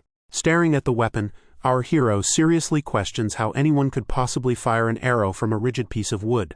The hooded old man tosses the heavy chunk of wood to Joan, barking an order in his alien language before turning on his heel. Still highly skeptical of this whole setup, our boy trails behind him into an open clearing. He figures it would take an absolute monster of a man to generate enough force to bend a rigid log like that. Without a single word, the elder knocks an arrow and draws the string back, the thick wood groaning under his sheer unadulterated power. Despite the insane amount of tension loaded into the weapon, the old man's stance is dead still, completely unfazed by the physical toll. He lets it rip, sending the projectile tearing through the air at a terrifying breakneck speed. It slams into a distant tree trunk with a thunderous, explosive impact that sounds like a literal cannon going off. Joan just stands there in absolute awe, staring at the smoking, splintered crater left behind by a single arrow. Fired up to learn, my guy grabs his own bow and tries to replicate the draw, his massive biceps bulging as he fights against the unyielding wood. The raw tension is way too much, leaving him shaking violently until the elder steps in to physically correct his posture. The old man locks onto his arm with a grip like a hydraulic press, completely stabilizing our hero's trembling frame. With his new master holding him steady, Joan locks his sights on the target, channeling all his focus into the shot.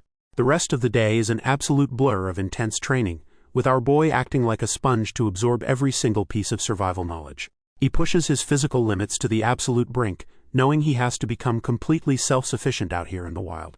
Because more than anything, Joan just wants to be a man capable of protecting and providing for his new wife and daughter. Meanwhile, back at their peaceful little cabin, Dorothy is happily kicking her legs on the bed while Lizzie sings a cheerful, completely made-up song about Joan. The little girl rubs her stuffed belly, absolutely marveling at the unfamiliar sensation of actually being full. She glances over and catches Lizzie laughing, a genuine, carefree sound ringing through the room. It suddenly hits Dorothy that before Joan arrived, neither of them had ever smiled like this. Hearing Lizzie so happy fills the child with a comforting warmth, like she's sitting right next to a crackling stove. But as she lies there digesting her massive meal, an innocent question pops into her head. What exactly is Jo-won to her? In her mind's eye, she pictures him holding her close, trying to piece it together. She knows he's Lizzie's husband, but neither of them are actually her real parents. A dark, terrifying thought creeps into her vision. Will Jo-won eventually walk away and leave her behind, taking only Lizzie with him? In her mind's eye, the little girl pictures herself completely isolated in the dark, watching helplessly as Jo-won takes Lizzie away. Tears well up in Dorothy's eyes as the crushing fear of being left behind completely consumes her. Suddenly she snaps out of the waking nightmare. She bolts upright in a panic, her heart dropping when she realizes Lizzie is nowhere to be found in the room. The dead silence of the cabin triggers a traumatic echo, a phantom voice hissing that she's nothing but a useless burden. In her memory from years ago, her abusive father loomed over her trembling frame, screaming that she was just a waste of food. Driven by that deeply ingrained trauma, she frantically scrambles out of bed to check on their food supply. She peeks over the rim of the wooden tub, letting out a massive sigh of relief when she sees the giant wolf meat is still safe.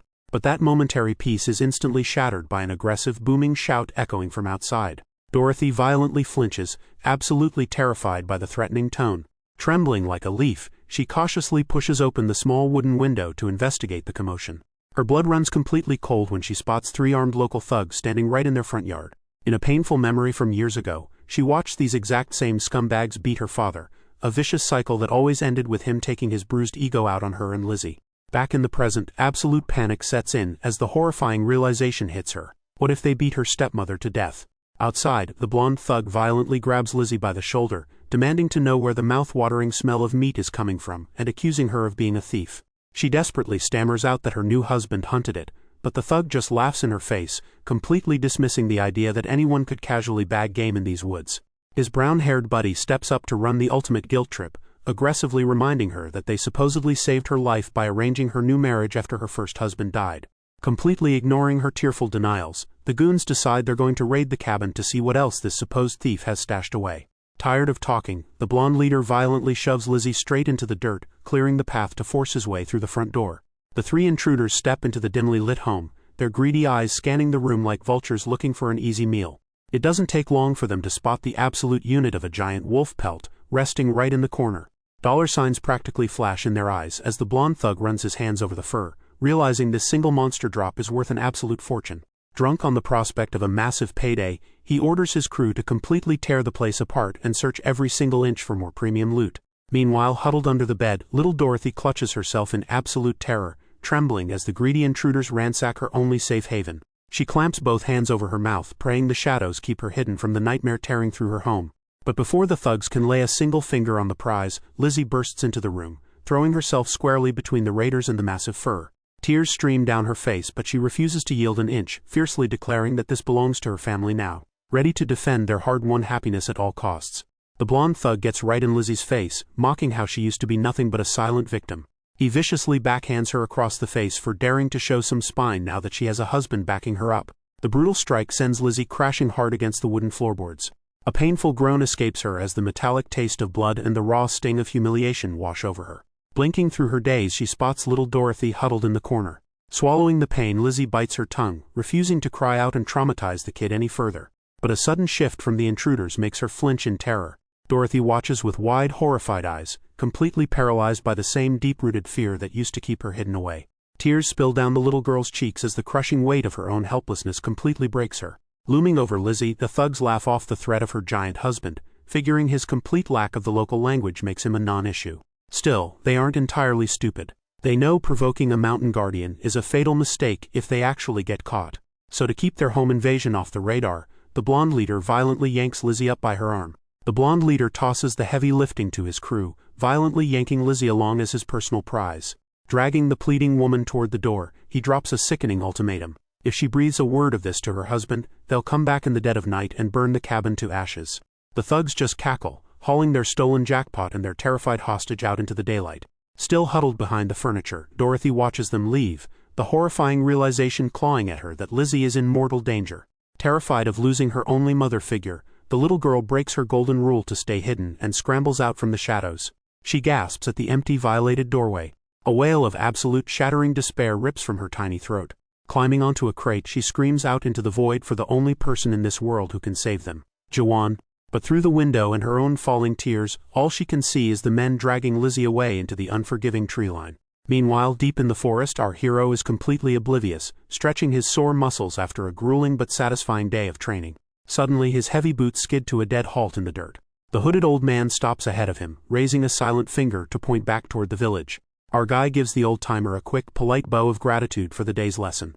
But before he can head back, a distant, agonizing cry echoes through the trees. Dorothy. His head snaps toward the cabin, his heart instantly dropping into his stomach, because he knows his little girl would never cry like that. Panic overriding his exhaustion, our hero breaks into an absolute dead sprint through the dark woods.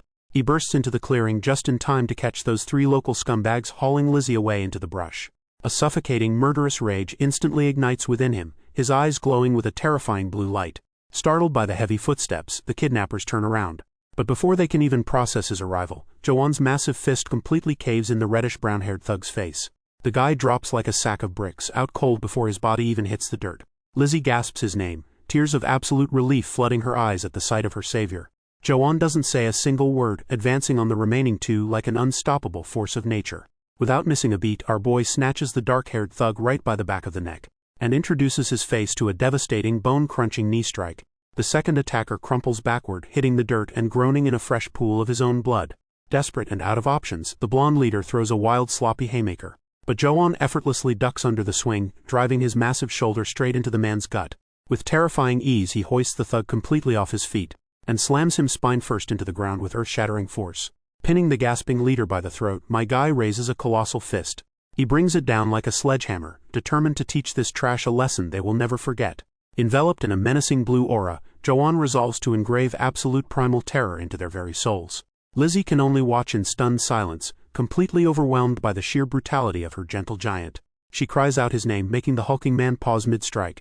Thinking he sees an opening, the blonde thug goes for a desperate sneak attack, swinging a stolen scythe straight for our hero's head. But my guy doesn't even need to look to catch the incoming wrist in an absolute vice grip. With a sickening crunch, Joan violently twists the limb until the bone snaps, pulling a blood-curdling scream from the would-be killer. His right eye burning with an unholy murderous light, the giant grits his teeth, fully prepared to finish the job. Suddenly, the hooded old man bursts into the clearing, shouting for Joan to back down.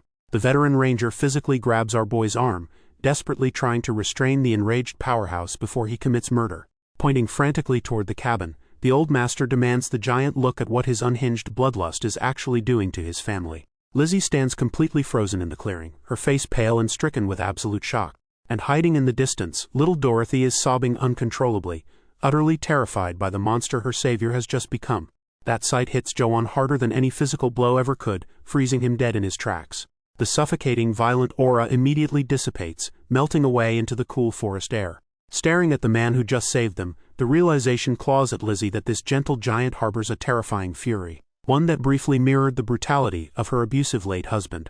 For a split second, the shadow of her trauma flares, leaving her terrified that he might turn that same brutal violence on her.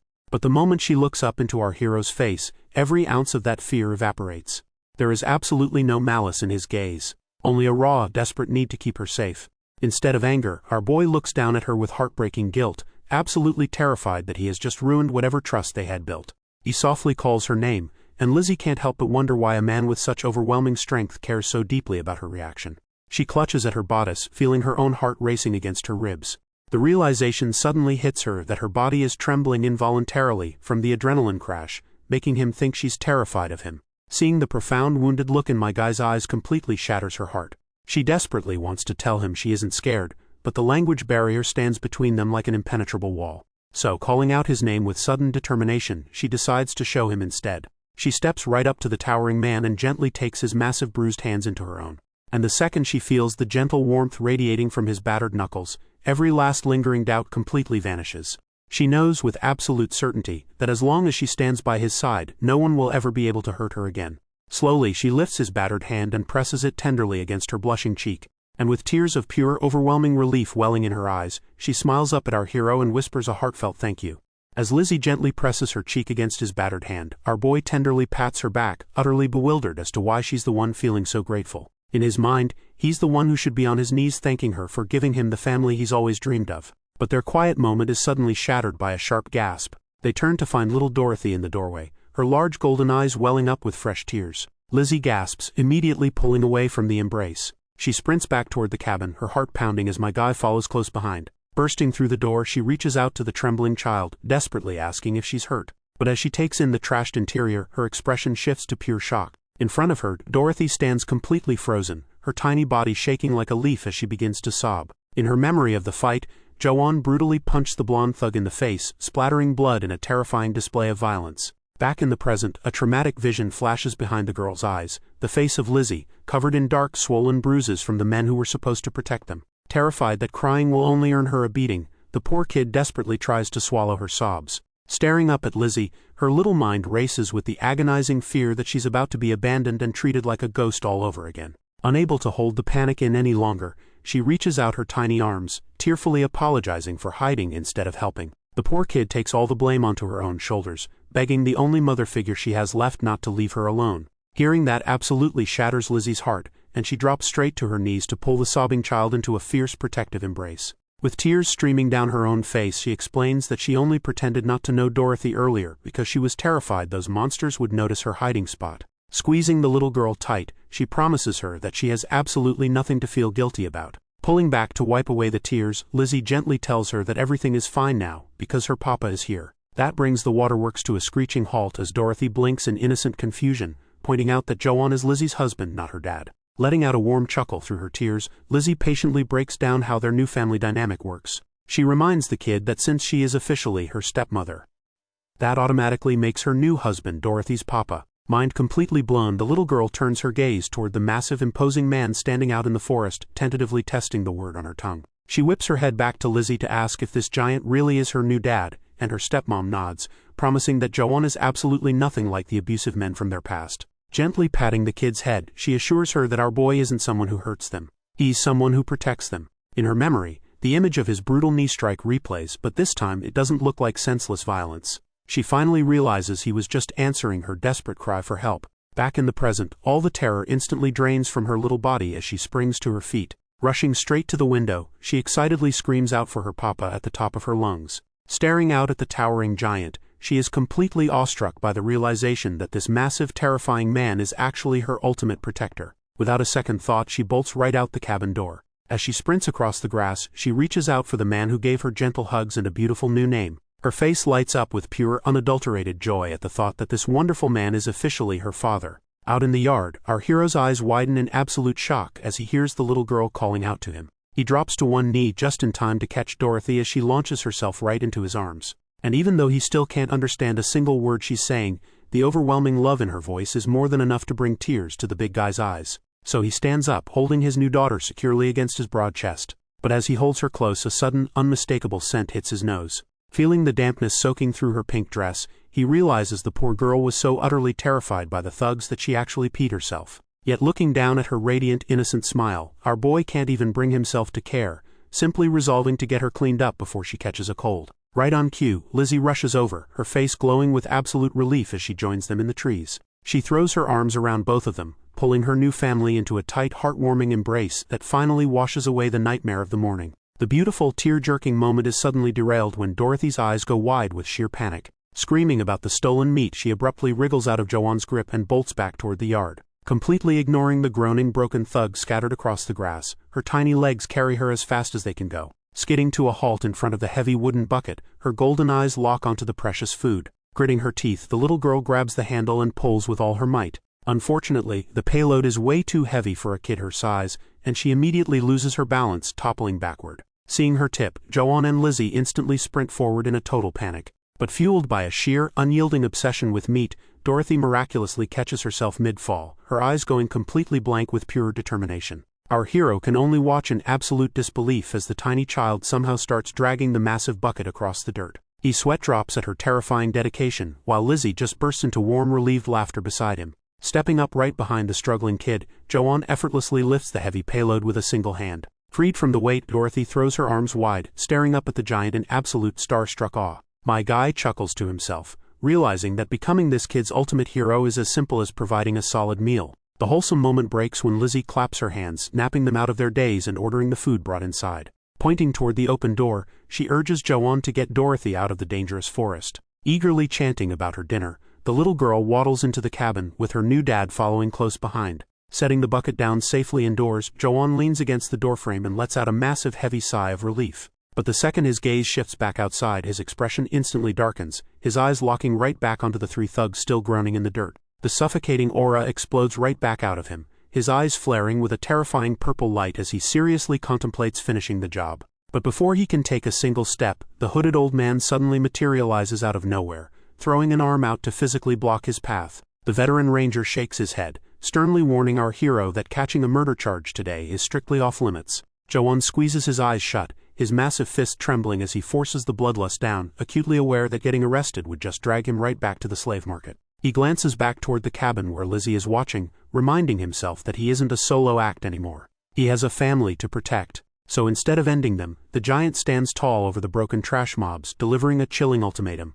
If they ever show their faces on his turf again, he'll show them a fate far worse than death. Satisfied, the old master taps his apprentice's chest, nodding in approval before gesturing for him to head back inside. Yet before leaving the drop zone, my guy spots the thug's wooden toolbox and scoops it up, knowing they'll need every practical advantage they can get to survive the harsh mountain winter. The moment he steps back through the doorway, all that lingering darkness instantly vanishes at the sight of Lizzie happily spinning Dorothy in the air. A genuine warm smile spreads across his face as he hauls his new loot inside, finally feeling like he's exactly where he belongs. He drops to one knee on the floorboards, quietly unpacking the confiscated gear while the sound of his new family's laughter fills the room. And as he sets a heavy hammer down, he makes a silent, unbreakable vow to never let the tragedy of his past life repeat itself. He looks up at Lizzie and Dorothy, swearing to protect his new family at all costs. Moments later, Joan gently brushes Lizzie's bruised cheek, silently wishing if he could use the magic to heal her on the spot. Instead, she playfully pinches his face, stretching his cheeks into a forced smile to prove she's perfectly fine.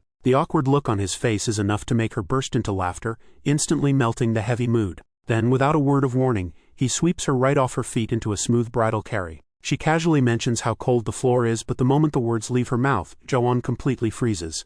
Absolute shock washes over his features. And no wonder. Lizzie touches her face in astonishment, realizing the dark mark has completely vanished. He stares back in pure disbelief, the realization hitting him that his desperate magic training from earlier actually worked. He excitedly declares he can finally use healing magic, leaving his wife utterly confused by the sudden outburst. Meanwhile, down in the village, a furious shout shatters the morning peace. The older woman violently kicks a squawking chicken out of her path, loudly complaining about someone sticking their nose where it doesn't belong. Unfazed, the village chief crosses his arms and asks if handing over a little fabric to the mountain guardian really bothers her that much. She angrily retorts that she saved that material for 10 long years, but the elder insists his hands were tied. He explains that the dark-haired giant looks like a seasoned fighter, and the village desperately needs him to protect this year's harvest. Clicking his tongue, he calls her a foolish woman who just can't see the bigger picture. He remembers it clearly. Just yesterday, when he handed our boy some fabric, he noticed the fresh beast bites on the giant's arm were already closing up at an impossible speed. Back in the present, the chief pieces it all together. Gus was right on the money, and our guy is actually a priceless healing mage. He strokes his chin, realizing he has to tread carefully. After all, the nobility would kill to get their hands on an asset like that. The image of a grand, opulent palace burns behind his eyes, as he calculates the sheer fortune the crown itself might pay for such a living miracle. A sinister, greedy smile twists his wrinkled face as he envisions elevating his status far beyond a mere village chief. He quietly gloats that the uneducated villagers are completely oblivious to the absolute goldmine living right in their woods. But a sudden premonition hits him. If rumors spread, heavily armored knights or a powerful guild might snatch Joan away before he can cash in. Visualizing the perfect setup, he decides to have Gus keep a close eye on the big guy while he sneaks off to secretly broker a deal with a wealthy noble. Snapping out of his daydream, he instructs the older woman to start getting close to Joan's new wife. He warns her that the dark-haired giant is sharp, and if they aren't careful, he might realize they've been skimming the local lord's goods and report them. He places a manipulative hand on her shoulder, suggesting she exploit the big guy's deep affection for Lizzie to score some cheap rabbit pelts. The woman nods along to the scheme and turns to leave. Now alone, the chief decides they need to return some of the stolen items to the cabin to keep their golden goose from getting suspicious. He gathers some sticks from the dirt, acknowledging that this outsider is on a completely different level from the random slaves they usually drag in. As a nearby fire roars to life, he ominously notes that it's a shame, but sacrifices must be made. The flames illuminate his sinister smile as he solidifies his ruthless mindset. Sometimes you have to give up a little flesh to get the bones. A few days later, that calculated peace seems to be holding, with cheerful humming drifting from Joan's wooden cabin. Inside, Joan pulls on his tunic, genuinely warmed to hear Lizzie in such high spirits. He watches her happily unpack a paper bag and some metal milk jugs, noting that the chief actually sent over a fresh batch of supplies that morning. Honestly, he's a bit puzzled, but totally amused by how overjoyed she is over getting her basic belongings back. She wasn't even this hyped when he literally healed her face with magic. Smiling softly to himself, our hero reflects that true happiness really is just found in the little things. He closes the distance between them, his heart swelling with a deep, undeniable affection for his wife. But when he announces he's heading out for the day, she shoots up from her seat in surprise. That sudden panic quickly melts into a wholesome, playful exchange as she giggles and tells him to take care. He waves goodbye from the open doorway, letting a profound sense of peace wash over him. Once out in the yard, he remembers the hooded old man's plan to go rabbit hunting today. He strolls past the firewood pile, genuinely hoping they actually manage to catch something. A mental image of Dorothy happily dancing around with meat bones pops into his head, fueling his drive to bring home a good meal for the little girl. Yet as his grip tightens on his small axe, a cold sweat breaks out. Can he actually bring himself to brutally murder a tiny, innocent animal? He shakes his head vigorously, trying to force himself to abandon those soft modern sensibilities if he wants to survive as a hunter in this brutal world. The problem is, every time he pictures a cute, fluffy white rabbit, his mind immediately conjures an image of his adorable wife with bunny ears, leaving him blushing furiously at the thought of harming it.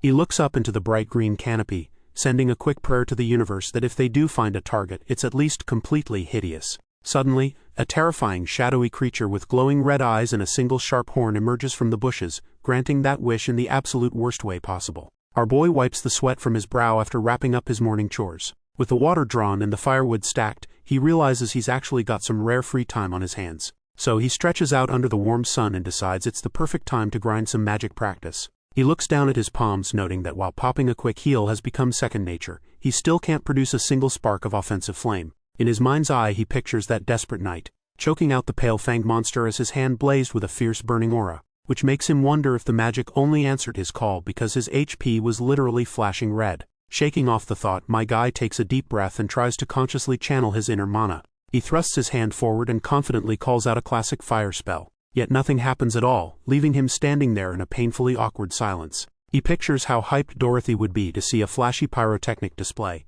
since the kid is totally unimpressed by the subtle glow of his healing buffs. He lowers his arm with a heavy sigh, lamenting that he can't put on a cool magic show for his new daughter. Suddenly, a tiny, defiant spark crackles to life at his fingertips. It quickly settles into a lighter-sized flame, bringing a surprised, goofy grin to our boy's face. Just then, the cabin door creaks open, and a sleepy Dorothy wanders outside, rubbing the exhaustion from her eyes. But those golden eyes snap wide open the second she spots the glowing light. She points at him with pure, unadulterated hype, thrilled to see her new dad wielding actual fire magic. He quickly pulls his hand back to keep her from getting burned, but the kid is already buzzing with excitement, eager to share the massive news. She just stares at the flickering heat in starstruck awe. Hearing the sudden commotion, Lizzie rushes out into the yard, frantically calling her daughter's name. Then she stops dead in her tracks, her hands flying to her mouth in pure shock at the sight of the glowing magic. As his family marvels at the tiny pyrotechnics, my guy internally hopes he can eventually level up his output enough to at least light a decent campfire. But right in the middle of the wholesome moment, Lizzie's eyes widen as she suddenly remembers something urgent. Without a single word of explanation, she spins around and sprints back toward the house, leaving our hero standing there completely bewildered. Dorothy immediately chases after her mother, the heavy wooden door slamming shut behind them and cutting the magic show short. Left standing alone in the yard, our boy stares at the tiny flame still flickering on his finger, feeling entirely deflated. He waves his hand around in the cold air, suddenly realizing he has no idea how to turn the spell off. Staring at the stubborn little fire, he just sighs and resigns himself to waiting for it to burn out. Without warning, the flame vanishes with a soft pop, taking him by surprise. Trudging back toward the cabin, my guy shakes his head, reflecting on how utterly bizarre and unpredictable magic is in this world. Stepping inside, a soft rustling sound catches his attention, and he spots Dorothy across the room. The little girl is hyper-fixated, staring intently into the large wooden bucket they use to store their food. She turns back to him with a heartbreakingly disappointed pout, lamenting just how small their meat supply has gotten. Lizzie can't help but chuckle at her daughter's dramatic sulking, while our hero fully understands the kid's sorrow. With fierce determination, he promises to bring back fresh rabbit meat for her today. But his heroic vow is suddenly interrupted by a raspy voice calling his name from the doorway. He turns to find the hooded old man waiting outside to begin their hunt. Right on cue, our guy grabs his gear and announces it's time to hit the road. Fully equipped with his bow and quiver, he steps to the door just as Dorothy comes sprinting up to bid him a safe trip. He gives her blonde head an affectionate pat, praising her for being the ultimate good girl. Then Lizzie steps up, her eyes filled with genuine concern as she tells her husband to stay safe out there. To seal the deal, Jo-won leans in and plants a tender goodbye kiss right on her lips, catching Dorothy off guard. Not wanting to be left out of the romance, the little girl puckers up and adorably demands a smooch of her own. Lizzie cracks up as the big guy happily drops to one knee to oblige. He plants a loving peck right on her cheek, basically cementing his total devotion to this newfound family. And the whole wholesome scene is capped off perfectly when Lizzie playfully busts the kid for sneaking yet another piece of meat. But playtime is officially over, and leaving the warmth of his home behind, Jo-won follows Gus deep into the scenic mountain forest. The old man doesn't waste a single second, immediately turning the trek into a survival pop quiz by pointing out which trees make top-tier firewood. He even forces his new apprentice to stop and inspect literal rabbit droppings on the dirt path, teaching him the gritty reality of tracking. But the lesson is abruptly cut short when Gus throws up a hand and orders him to halt. The old ranger aims his wooden staff toward a rustling thicket just off the trail, and when our guy peers through the brush, his eyes practically bulge out of his skull. Caught in a thick rope snare is a jacked, monstrously muscular beast that Gus casually brushes off as a normal rabbit. Jo-won just stares in utter disbelief, wondering if this terrifying cryptid is some bizarre evolutionary offshoot of a kangaroo. Proving it's no harmless bunny, the trapped beast violently snarls, thrashing its massive frame against the bindings. Gus calmly observes the creature's frantic energy, noting that it hasn't been snared for long, making it the perfect target for his apprentice's first real hunt. Flashing a knowing smirk, the veteran ranger warns that taking down a beast that actively wants to rip your throat out is no walk in the park. He explains that crossing that line and taking a life is a heavy, profound experience, one that still lingers deep in his own old bones. With the stage set, he instructs the big guy to knock the arrow he gave him earlier. As our hero readies his bow, Gus praises his sharp mind, genuinely impressed by how rapidly he's adapted to the mountain's harsh environment. Then, locking eyes with a dead serious glare, the old man officially passes the torch, telling Jo-won that this kill belongs to him. He promises to show our guy exactly how cruel the hunt really is, vowing to burn this lesson into his memory forever. Following orders, Jo-won steps closer to the thrashing beast, but then Gus drops a shocking command. He tells him to shoot the rabbit's foot first, using the creature's agony as practice for hitting a live moving target. He coldly lays out the progression of a hunter's training, escalating from a stationary mark to a desperate animal thrashing in pain. Yet he warns that the mountain is impartial and unforgiving. If a hunter acts with unnecessary cruelty, the day will inevitably come when the beasts take the upper hand. The old ranger emphasizes that remembering this brutal reality is the only way Jo-won will ever make it back home alive. Our hero draws his bowstring back, but his mind screams against the instruction, sickened by the thought of inflicting useless torture on a trapped animal. Sighting down the arrow, he struggles to wrap his head around his new master's seemingly sadistic methods. Gus just impatiently barks at him to take the shot. Foot first, then the head. Before he can release the string, the trapped beast suddenly whips its head around, locking its glowing yellow eyes dead onto him, and letting out an eerie human-like giggle. That deeply unsettling sound sends a spike of ice straight down Jo-won's spine, instantly dragging a dark buried memory to the surface. He remembers it clearly. He woke up in a cramped, rotting slave cell, just another starving, emaciated prisoner chained in the dark. Surrounded by the decaying corpses of the fallen, he had been completely helpless, trapped in a nightmare where humans were treated like livestock. Back in the present, the muscular rabbit suddenly snaps its snare with a sickening crack, lunging straight for him with its razor-sharp teeth bared. In that split second, our guy finally gets it. Gus isn't trying to teach him senseless cruelty, but the ruthless do-or-die reality of survival. So without another ounce of hesitation, he lets the bowstring fly. The shot is dead on, burying the arrow deep into the charging beast with a violent spray of blood. The arrow finds its mark, burying itself deep into the monstrous rabbit's side. Our guy is genuinely stunned that his shot connected. But Gus isn't letting him celebrate, barking at him to draw another shaft and strike the beast again. This time, the old ranger specifically orders him to aim for the front paws. A cruel instruction that leaves our hero confused but compliant. He knows he can't afford to feel pity for the creature, not when Lizzie and Dorothy are depending on him to put food on the table. Right on cue, the injured beast lets out a horrific blood-curdling shriek. Yet Jo-won holds his aim steady, forcing himself to tune out the agonizing cries. Driven by his unwavering duty to provide for his new family, he lets the second arrow fly. It strikes true, and in that brutal moment, Jo-won accepts that he's willing to become a ruthless killer if it means keeping his loved ones safe. Afterward, a heavy silence falls over the forest as he reflects on the sheer cruelty of intentionally prolonging the animal's suffering. While Gus casually packs the bloody carcass into a sack, Jo-won comes to terms with the ugly, unromantic reality of survival in this harsh world. Staring down at his own hands, he makes a solemn vow to never forget the moral weight of the life he just took. His brooding is cut short as Gus hands over a sack of their earlier catches, telling our guy to take the haul and head home. The old ranger follows it up with a warm nod, offering a sincere thanks for his help today. Then, leaning heavily on his walking stick, he hauls himself to his feet and announces they've got one last catch to collect before calling it a day. Hearing that, our hero just offers a silent nod, his gaze dropping heavily to the lifeless rabbit resting in his sack as the quiet reality of the kill finally sinks in. That heavy silence is quickly broken when Gus spots movement in the brush, instructing his apprentice to hurry up and snag their last target.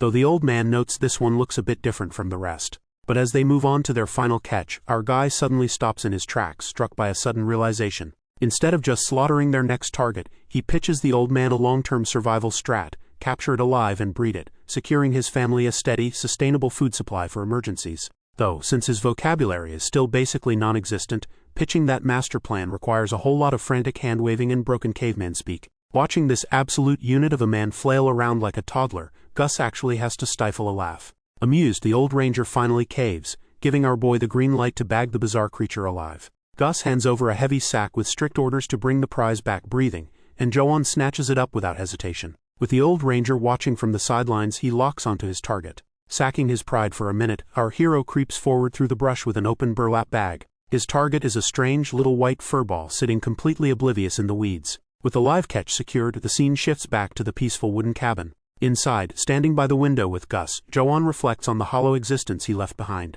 A life where he never even dared to hope for a family of his own. But now, quietly whittling a piece of wood in the warmth of this new reality, everything has changed. For the first time ever, the big guy truly has a reason to live, and a reason to put in the work. Just as that thought settles in, something in the corner of the room catches his eye. It's a small wooden box filled with carved signs, each stamped with the unfamiliar symbols of this world's alphabet. Snatching one up, a huge light bulb goes off in his head. He practically sprints over to the old ranger, eagerly jabbing a finger at the carvings and using every scrap of his broken vocabulary to beg for a reading lesson. Gus raises a skeptical eyebrow, asking if he's really serious about this, and Joan doesn't hesitate to confirm. Scratching his head, the old man figures he might as well humor his hulking new apprentice. Digging into a nearby wooden chest, Gus pulls out a few extra supplies to help him along.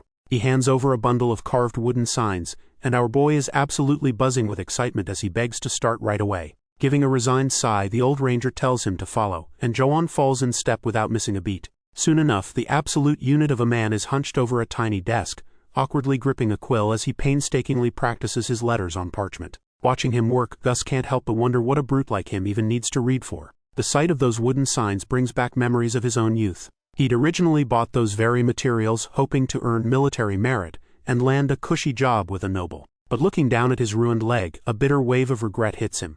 If he'd known his life would end up like this, he never would have wasted so much time hitting the books. He quickly shakes the thought away, turning his back on the past while his giant apprentice keeps scribbling. Shifting his gaze out the open door toward the jagged peaks, the old man focuses on his real goal, scouting deeper into the mountains to track down the goblin village. Spring is arriving, which means the foul little monsters are entering their mating season, and their activity is about to spike. Glancing back at Joan, Gus has to admit that despite his lack of experience, my guy learns incredibly fast and could easily hold his own alongside seasoned adventurers. And he's going to need that raw power soon, because a sharp, familiar throb in Gus's injured leg is all the proof he needs that they'll be crossing paths with those damn goblins any day now. And when that day comes, the old ranger makes a dark, bone-chilling vow to slaughter every last one of the green bastards. Meanwhile, in another cabin, the vibe is a whole lot more wholesome. Lizzie is busy playing tailor, cutting out some fresh fabric for her little girl. And Dorothy is bouncing off the walls, asking for the 100th time when her new fit is going to drop, earning a soft laugh from her mom. Their cozy moment is interrupted by a sudden crunch of footsteps outside. Just then, our hero steps through the door, and the kid immediately sprints over to tackle her papa with a massive hug. He scoops her right up, totally melting as she excitedly brags about the brand new clothes Lizzie is making for her. But as he settles in, he drops a heavy tied-up burlap sack onto the floorboards. A sack that suddenly starts violently twitching on its own. Dorothy stares at the squirming bundle in pure awe, asking if her dad just brought home some kind of crazy bag magic, which he quickly shoots down. Instead, he promises to show her what's inside, effortlessly working the thick knot loose with one hand while still holding her. A casual flex of dad's strength that definitely leaves Lizzie impressed. Stepping in to help, Lizzie reaches to loosen the final loops of the rope, completely unaware of the chaotic unboxing they're about to trigger. The second the fabric falls away, a pair of long white ears pops into view. Dorothy gasps, jabbing a tiny finger at the bundle as it shifts again. Dropping from our hero's arms, she rushes forward with a delighted squeal, thrilled to finally see a real bunny. But Lizzie immediately goes into protective mom mode, reaching out to stop her from getting too close to a wild animal. Cautiously, she pulls the rest of the rough burlap down to free the little guy. Without warning, the creature bursts out of the sack like a fuzzy cannonball, startling Lizzie so badly she falls flat on her back. Dorothy freezes in her tracks, her eyes going wide as saucers as she processes what she's looking at. Gesturing frantically at their new pet, she yells out that there's something seriously wrong with this rabbit, because right between those twitching ears sits a sharp, unmistakable horn, proving my guy didn't just bring home a cute pet. He caught a literal monster. Dorothy thinks the bizarre horned rabbit is the cutest thing she's ever seen, but Lizzie immediately warns her to keep her distance. The protective mother points out that a sharp horn on a wild beast usually means danger. Still, not wanting to disappoint her daughter, she nervously volunteers to catch the little monster herself. Taking a deep breath, she lunges forward for the grab, and to her utter shock, she snatches it right up without a single fight. She stares at her hands, utterly baffled as to why a wild creature didn't even try to bolt. But as the tiny beast twitches weakly in her grip, she spots a dark smudge on its lower body and realizes the poor thing is badly injured. Seeing the wound, Dorothy immediately panics, completely heartbroken that the bunny is in pain. With teary eyes, the little girl turns to our guy, begging her new papa to fix it. Right on cue, Joan steps up and offers to take the creature off Lizzie's hands. He gently scoops the trembling monster into his massive palms to get a closer look. To everyone's sheer amazement, a warm, magical light begins to emanate from his hands. In seconds, the nasty wound entirely vanishes without a trace. Dorothy looks up at our hero like he's a literal superhero. He clears his throat, secretly loving every second of the adoration as the little girl hugs his leg. But before he can even set the healed creature down, she yells for him to wait. She goes sprinting off and rushes right back with a woven basket. My guy carefully lowers their new pet inside. Safe at last, the exhausted little monster immediately curls up and falls fast asleep. Joan gently tells Dorothy to protect the bunny, though the ongoing language barrier leaves her thoroughly confused. That's when Lizzie steps in to softly translate, explaining that Papa wants her to be its official caretaker. The kid's face completely lights up as she proudly accepts the mission. Sitting peacefully on the floor with her new family, she gently pats the sleeping creature and promises to keep it safe. Later that night, a peaceful quiet settles over the little wooden cabin. Inside, Dorothy is already fast asleep, her new pet resting safely right by her bed. Meanwhile, our guy stays up practicing his reading with Lizzie, reflecting on the funny nature of human greed. He admits to himself that even though he was just desperate to survive a few days ago, now that he has a home, he already wants to expand it to give his daughter more room to run. And with a real family to protect, he's more determined than ever to master their language. But as he looks over at Lizzie, he knows exactly what he's most grateful for. He knows she has to be totally exhausted from working all day, yet here she is, patiently sounding out words for him. Wanting to show his thanks, he reaches out and gently begins massaging her tense shoulders. A soft blush spreads across her cheeks as she slowly leans back into his warm touch. His hands slide smoothly down her arms, until he catches her hands in her lap, gently intertwining his fingers with hers. Pulling her close, he wraps her in a tender, protective embrace from behind. The romantic tension in the quiet room is undeniable, as they just hold each other.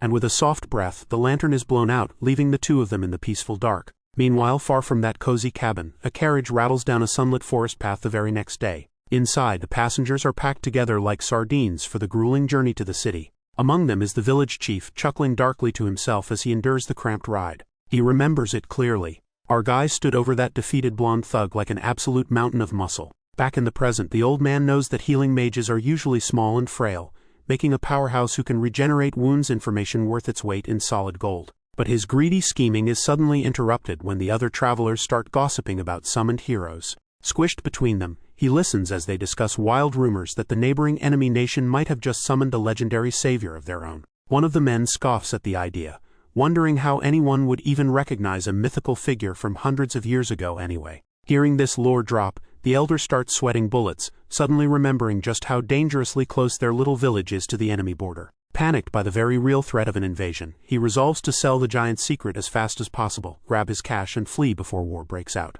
Meanwhile, back at the cabin, Dorothy is busy poking her new sleeping horned rabbit. Lizzie gently scolds her, reminding the kid that this particular bunny isn't for eating. The little girl puffs her cheeks, highly offended that her mom would even suggest she'd snack on a baby. But when Lizzie reaches over to wipe a very telling drop of drool from her chin, Dorothy quickly changes the subject. Deflecting hard, she excitedly announces that she's going to feed the normal rabbits outside and bolts for the door. Trotting into the yard, she pauses when she notices a brand new wooden fence our boy has been building. Shaking off the distraction, she snaps back to her actual mission. She marches right up to the outdoor hutch, totally ready to knock out her chores. Taking one look at the normal livestock, she bluntly calls them big and ugly compared to her magical new pet. Still, she holds out a handful of leafy greens and generously tells them to eat up. Playing the role of a very busy adult, She warns the bunnies to behave because she has a lot on her plate today. Yet as she sets the leaves down, she blinks in surprise at a fresh pile of food that's already sitting right there. Her golden eyes go wide as she jumps to the only logical conclusion.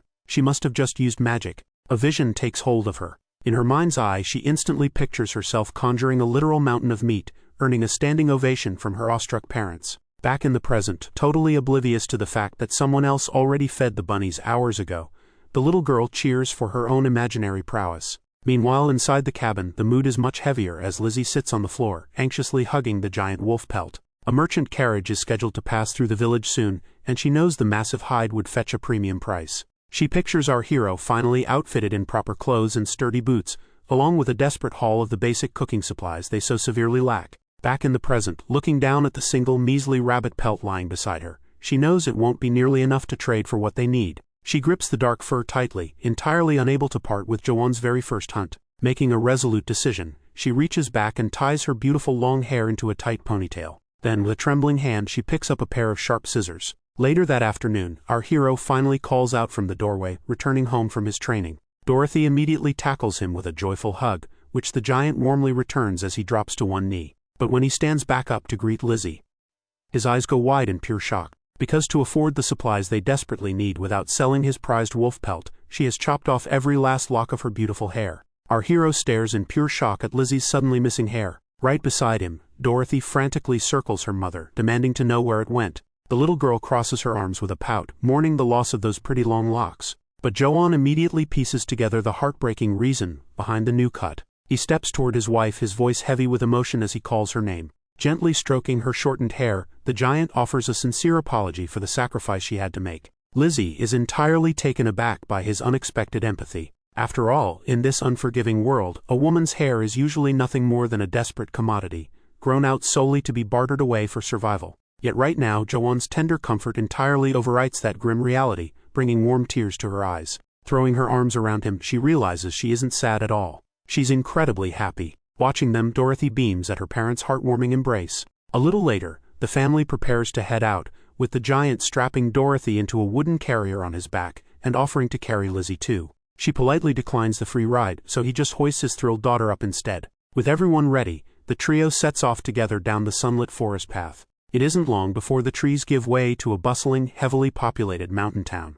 The moment they hit the streets, Dorothy eagerly sprints ahead, utterly hypnotized by the delicious smells wafting from the market. Trailing behind her, Joanne takes in the crowded thoroughfare, suddenly hit by a heavy wave of nostalgia. He watches the locals go about their busy day, the sheer volume of people feeling strangely familiar. Pausing in his tracks, his eyes lock onto a random passing stranger. In a memory of his past life on Earth, he walked alone through the freezing snow, quietly watching a happy family pass him by. He felt the crushing, suffocating loneliness of navigating those crowded holiday streets without a single soul to call his own. Back in the present, he snaps out of the memory and looks over at his beautiful wife walking right by his side. Then his gaze shifts to his bouncing, excited daughter, and he finally understands the true, overwhelming joy of having a family. But there's no time to get too emotional, because the little blonde dynamo is already sprinting straight toward a nearby merchant stall. She waves her parents over, practically vibrating with excitement to check out the goods. Right on cue, the vendor behind the stall starts barking out his top dollar prices to hook the crowd. The little girl just stares up at the bustling display in pure awe.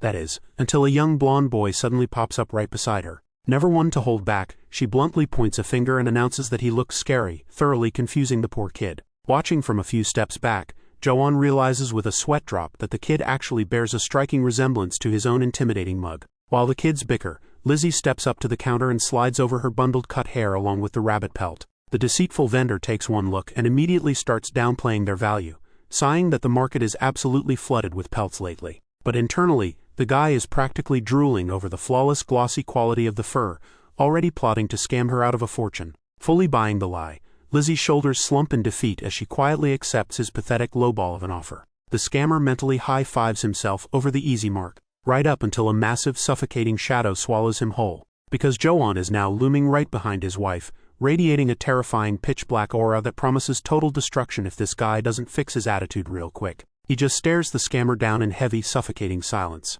Then, without a single word, he snatches Lizzie's hair and the wolf pelt right off the counter. Before the old man can even protest, Joanne wraps a protective arm around his wife and locks his free hand onto the vendor's wrist, crushing bone with a punishing grip. Ignoring the scammer's pained gasps, he calmly tells Lizzie they're taking their business to another town because this guy's eyes are practically screaming deceit. She immediately worries about the long walk ahead, entirely missing how the vendor is internally panicking over the giant's monstrous, unyielding strength. But the giant gently reassures her, explaining that her goods are in pristine condition and she was being blatantly cheated. As the scammer stammers out a pathetic defensive denial, the realization finally clicks for Lizzie that her naivety almost cost them a fortune. Sweating bullets under Joanne's lethal glare, the vendor desperately backpedals, throwing in salt, a pot, and extra clothes just to save the deal. Lizzie just stares back at him, utterly baffled by the sudden drastic change in his tune. Joanne isn't having any of it, firmly grabbing her wrist to lead her away to someone who will actually pay them what they're worth. He even sweetly offers to carry her the entire distance, though she happily insists her own 2 legs work just fine.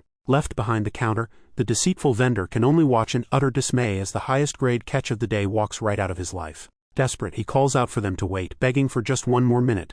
But it's way too late, and the scammer just slumps over his counter in total crushing defeat. Meanwhile, Joanne and Lizzie stroll away in high spirits, leaving him to wallow in his well-deserved ruin. A little later, Dorothy is busy proudly boasting to the village children about her amazing dad. When Lizzie finally calls her over, the little girl happily skips ahead of her parents as they start the long trek home. Sometime later, she's fast asleep in the pitch black, fully comforted by her father's safe familiar scent. Half awake, she groggily wonders why she suddenly feels so incredibly warm after freezing just a moment ago.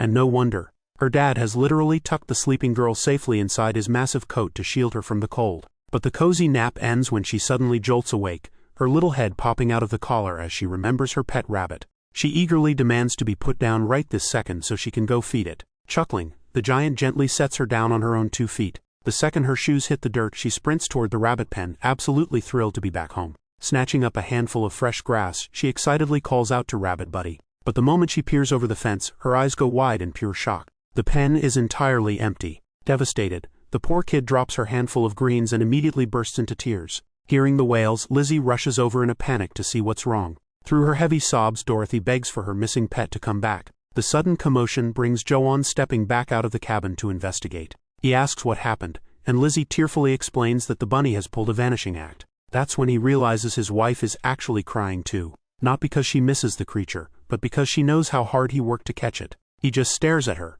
utterly taken aback by this overwhelming display of empathy. And then the giant throws his head back and bursts into hearty booming laughter. An offended Dorothy weakly punches his leg for mocking her tragedy, but Joanne isn't bothered at all. He just finds his little family incredibly adorable, knowing full well he can always just go catch another one. Watching his 2 favorite people fuss over something so small, the giant realizes he's finally found the true, simple happiness he always prayed for. Meanwhile, far from the warmth of the cabin, Gus creeps up behind a massive boulder in the deep forest. The old ranger has finally tracked down the mountain goblin village, and his bloody campaign of revenge is about to begin. Deep in the dark forest, Gus watches a lone goblin from the shadows, white-knuckling his staff to hold back the urge to attack. He knows charging in would be a dog's death, especially since the monster's hidden camp is already bursting at the seams. The old ranger calculates the grim reality. If even one of these green-skinned freaks loses control and raids the village, the entire pack will follow suit in a bloodthirsty frenzy. On their own, they're pathetic, but their true terror lies in their pack tactics, breeding like literal rabbits to replace any lost troops.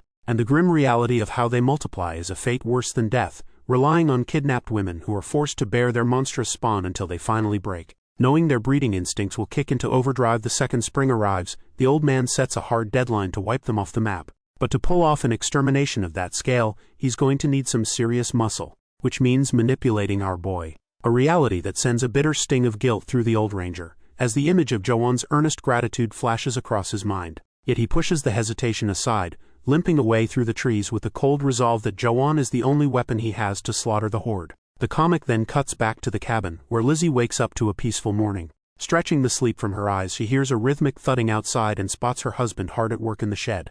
Curious about what the giant is up to so early, she steps out into the crisp yard to investigate. Poking her head inside, she gasps in surprise at the sight of fresh rabbits already hanging from the rafters. She excitedly asks her husband if he managed to catch another one today, prompting the big guy to rub the back of his neck as he searches for an answer. Our hero remembers earlier that morning, where his hunt wasn't exactly graceful. He had dived face first into the dirt while his furry target effortlessly hopped to safety. Picking himself up from the humiliating faceplant, he muttered in frustration that capturing it alive was officially off the table. Refusing to go home empty-handed, his eyes burned with a fierce, almost terrifying resolve to secure breakfast no matter what. Screaming at the top of his lungs, he launched himself into a frantic, flailing sprint through the woods to run the poor creature down. Back in the present, Joanne completely glosses over that clumsy struggle, smoothly claiming the catch was a breeze while Lizzie claps her hands in pure awe. Beaming with joy, she eagerly asks him how they should prepare the meat for their morning meal. Joanne suggests salting the catch, but she immediately counters with a plan to roast it over the fire, leaving him momentarily confused. Not wanting to argue with that smile, he hastily combines their ideas, enthusiastically agreeing to a salt-roasted feast.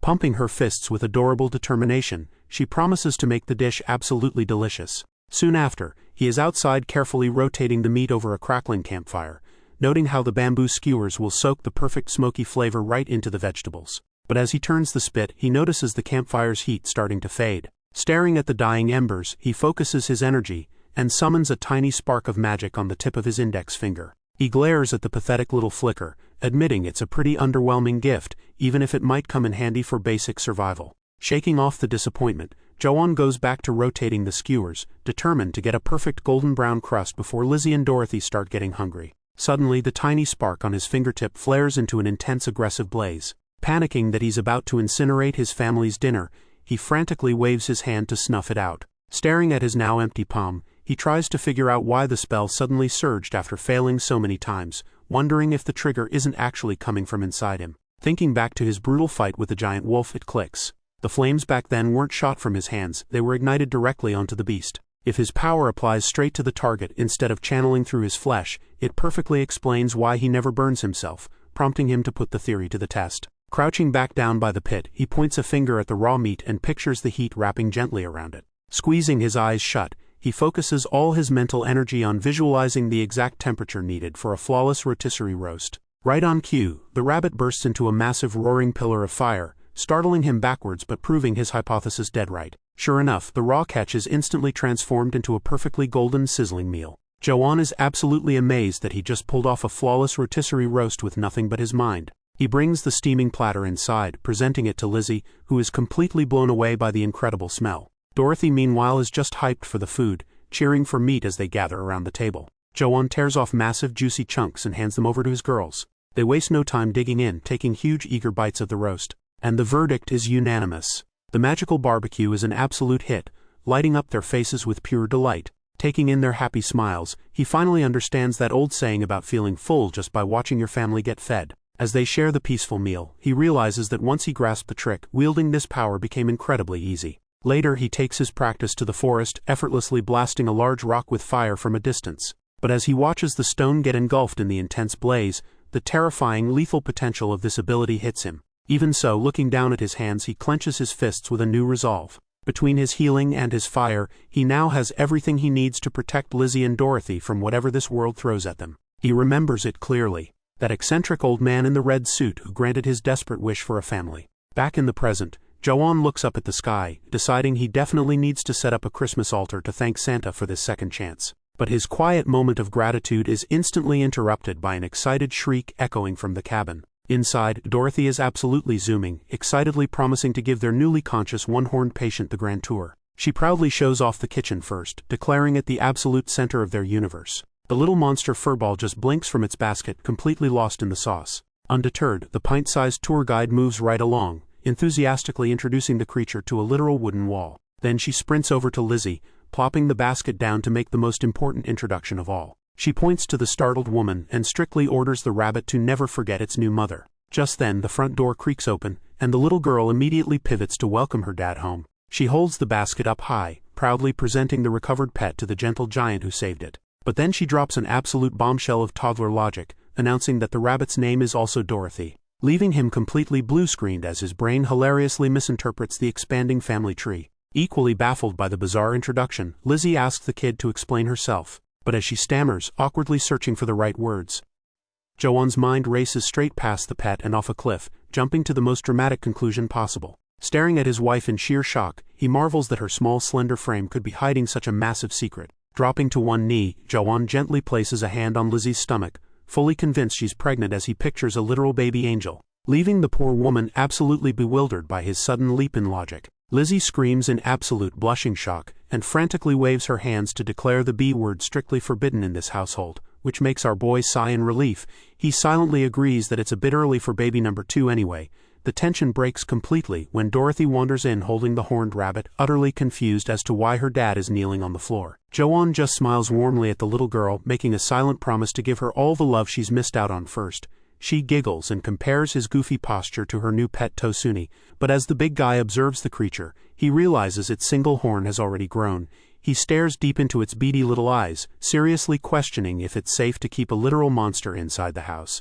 He had actually debated throwing the bizarre critter outside, but Lizzie and Dorothy had fiercely protested the eviction, forcing him to surrender. Back to work on the bamboo fence, our boy realizes it's been 5 days since Gus last visited, and he worries the old man is pushing his bad leg too hard out in the misty mountains.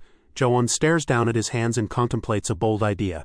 He wants to use his secret healing magic to cure that limp and repay his mentor's kindness, hoping that in this lonely new world Gus might just become a grandfather to Dorothy and a father figure to Lizzie. But to protect them, my guy knows he can't go around using flashy spells that draw unwanted attention.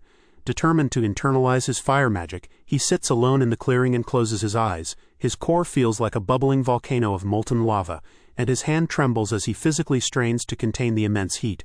When he finally opens his eyes, he checks his target to see if the silent cast worked, only to find the wooden post standing completely untouched. Our boy lets out a heavy sigh, assuming he just doesn't have the juice to pull it off, but a second later, the wooden posts absolutely detonate into a towering pillar of flame.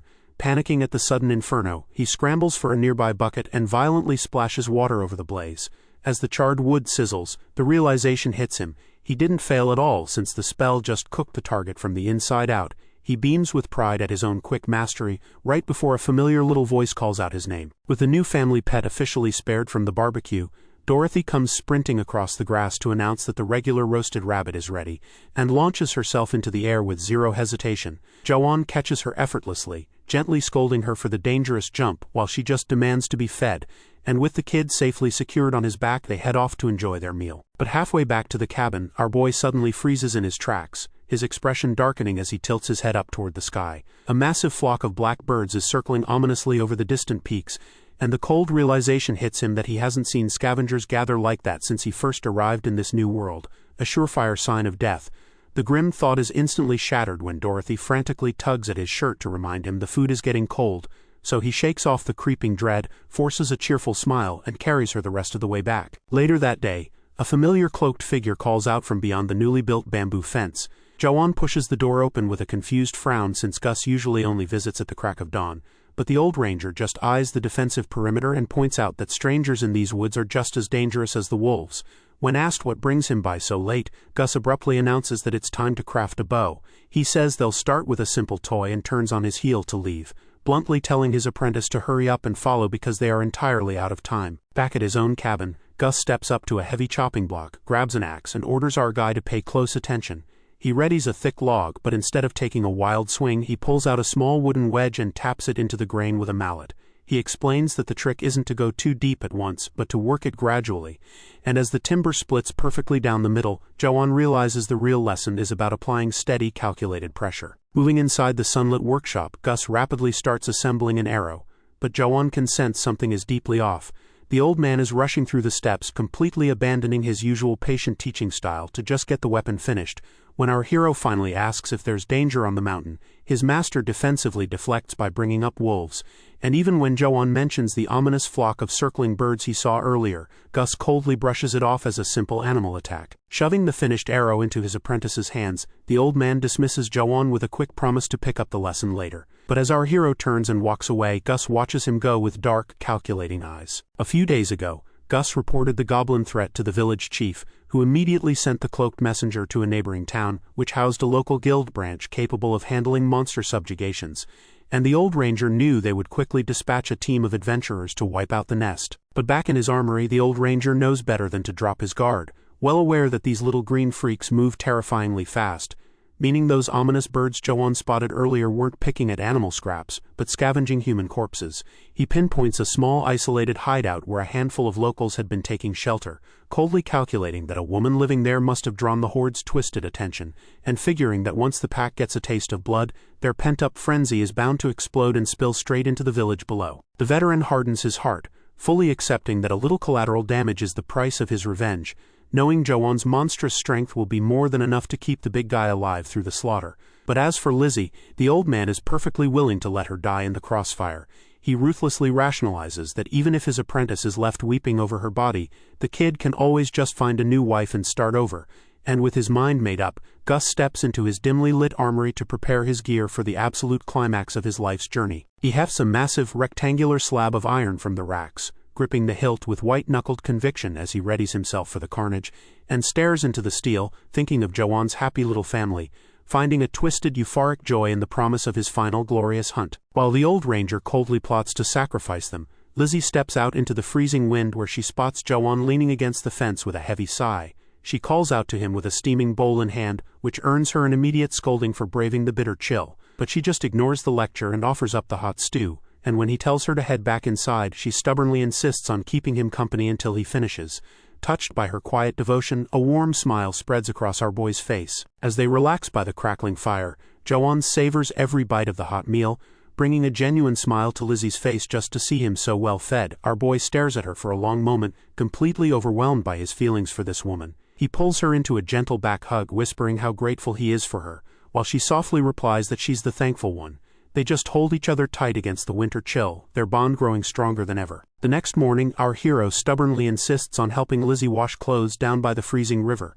As he wrings out the heavy fabric, he desperately misses the luxury of a modern washing machine. The sheer exhaustion of this daily chore really sinks in, and a pang of guilt hits him at the thought that she used to do all of this labor completely alone. Suddenly, Dorothy comes sprinting down the riverbank, and she shoves a woven basket into Joanne's hands with a firm reminder to heal her new pet.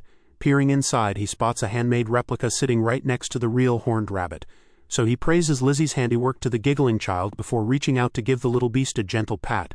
The second his fingers brush its fur, a sudden flash of light erupts, and the creature's single horn pulses with raw magical energy, though the glow fades just as quickly as it appeared, leaving our guy completely baffled. A memory hits him of just yesterday, while out practicing archery, when he asked Gus about the bizarre creature. Back in the present, he recalls how the old man had explained that they are actually magic beasts, but they're perfectly harmless if raised from a young age. Still, Gus never mentioned anything about their horns lighting up like a beacon, so our hero cautiously pokes the fluff ball and asks if it's dangerous. It just lets out a bizarre squeak, and Joanne silently vows he won't let anything threaten his new family, though when he tries interrogating the creature again, he gets the exact same useless noise in response. He gives up with a sigh, deciding to ask his mentor about it later, just as Dorothy excitedly begs him to give her pets a name. The little girl insists they need pretty names, just like hers. Our guy thinks for a second before landing on the perfect theme and points to the live fluff ball to officially dub it Oz, while the stuffed toy gets the title of Toto. Dorothy proudly holds up her basket to announce they are now the trio of Dorothy, Oz, and Toto. She sprints off cheering, her past trauma completely replaced by pure joy, and Lizzie just watches her daughter spin around the riverbank, her heart full of warmth. Meanwhile, down in the village square, panic spreads like wildfire. Rumors of the impending goblin attack terrify the locals, and several men openly beg to evacuate before they're all slaughtered. Nearby, the cowardly village chief forces an older woman to prep a public carriage, and though she complains about handling the chore alone, she admits they'll need the transport to escape when the horde finally arrives. The gray-haired elder scolds her right back, secretly planning to sneak out on his own so the town doesn't accuse him of abandoning them, then orders her to quietly pack the carriage with food. Stomping away, the cowardly leader curses his terrible luck. His recent attempt to sell information to the guild completely flopped because they only cared about tracking down a rare healing mage. Frustrated, he kicks a rock across the dirt, completely oblivious to the real nightmare brewing up in the mountains. Deep in the forest, Gus watches the goblin camp from the shadows, noticing two of the green-skinned monsters violently tearing into each other. He immediately pieces the situation together. A mutiny has broken out, meaning the losers are about to be exiled, which means those desperate outcasts will make a beeline straight for the human village to capture women. An early attack like that would completely ruin his grand scheme, forcing him to deploy an emergency measure to find a piece of bait that can redirect the horde.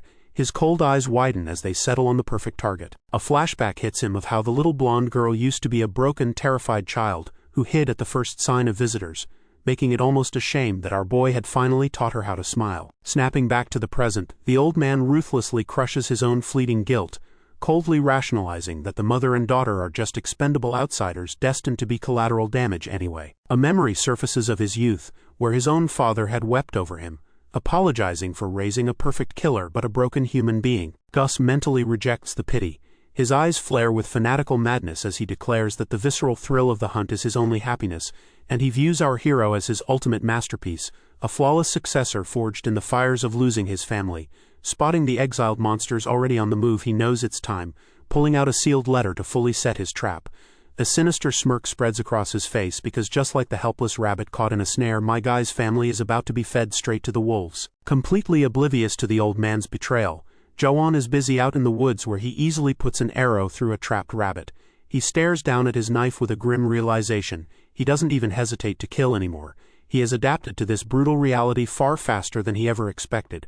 But his boots suddenly grind to a halt when his instincts scream at him to stop, and he turns his gaze toward an unfamiliar stretch of the trees. Figuring he has some time to kill before heading home, our boy decides to check the area out, and he steps into the dense, unexplored brush, completely unaware that he's walking straight into a nightmare. Our boy pushes deeper into the dense, unexplored brush, completely oblivious that he's wandering closer to an absolute nightmare. Brushing aside the thick foliage, he notes the total lack of human tracks and steps into a quiet little clearing, figuring it's just another empty patch of woods.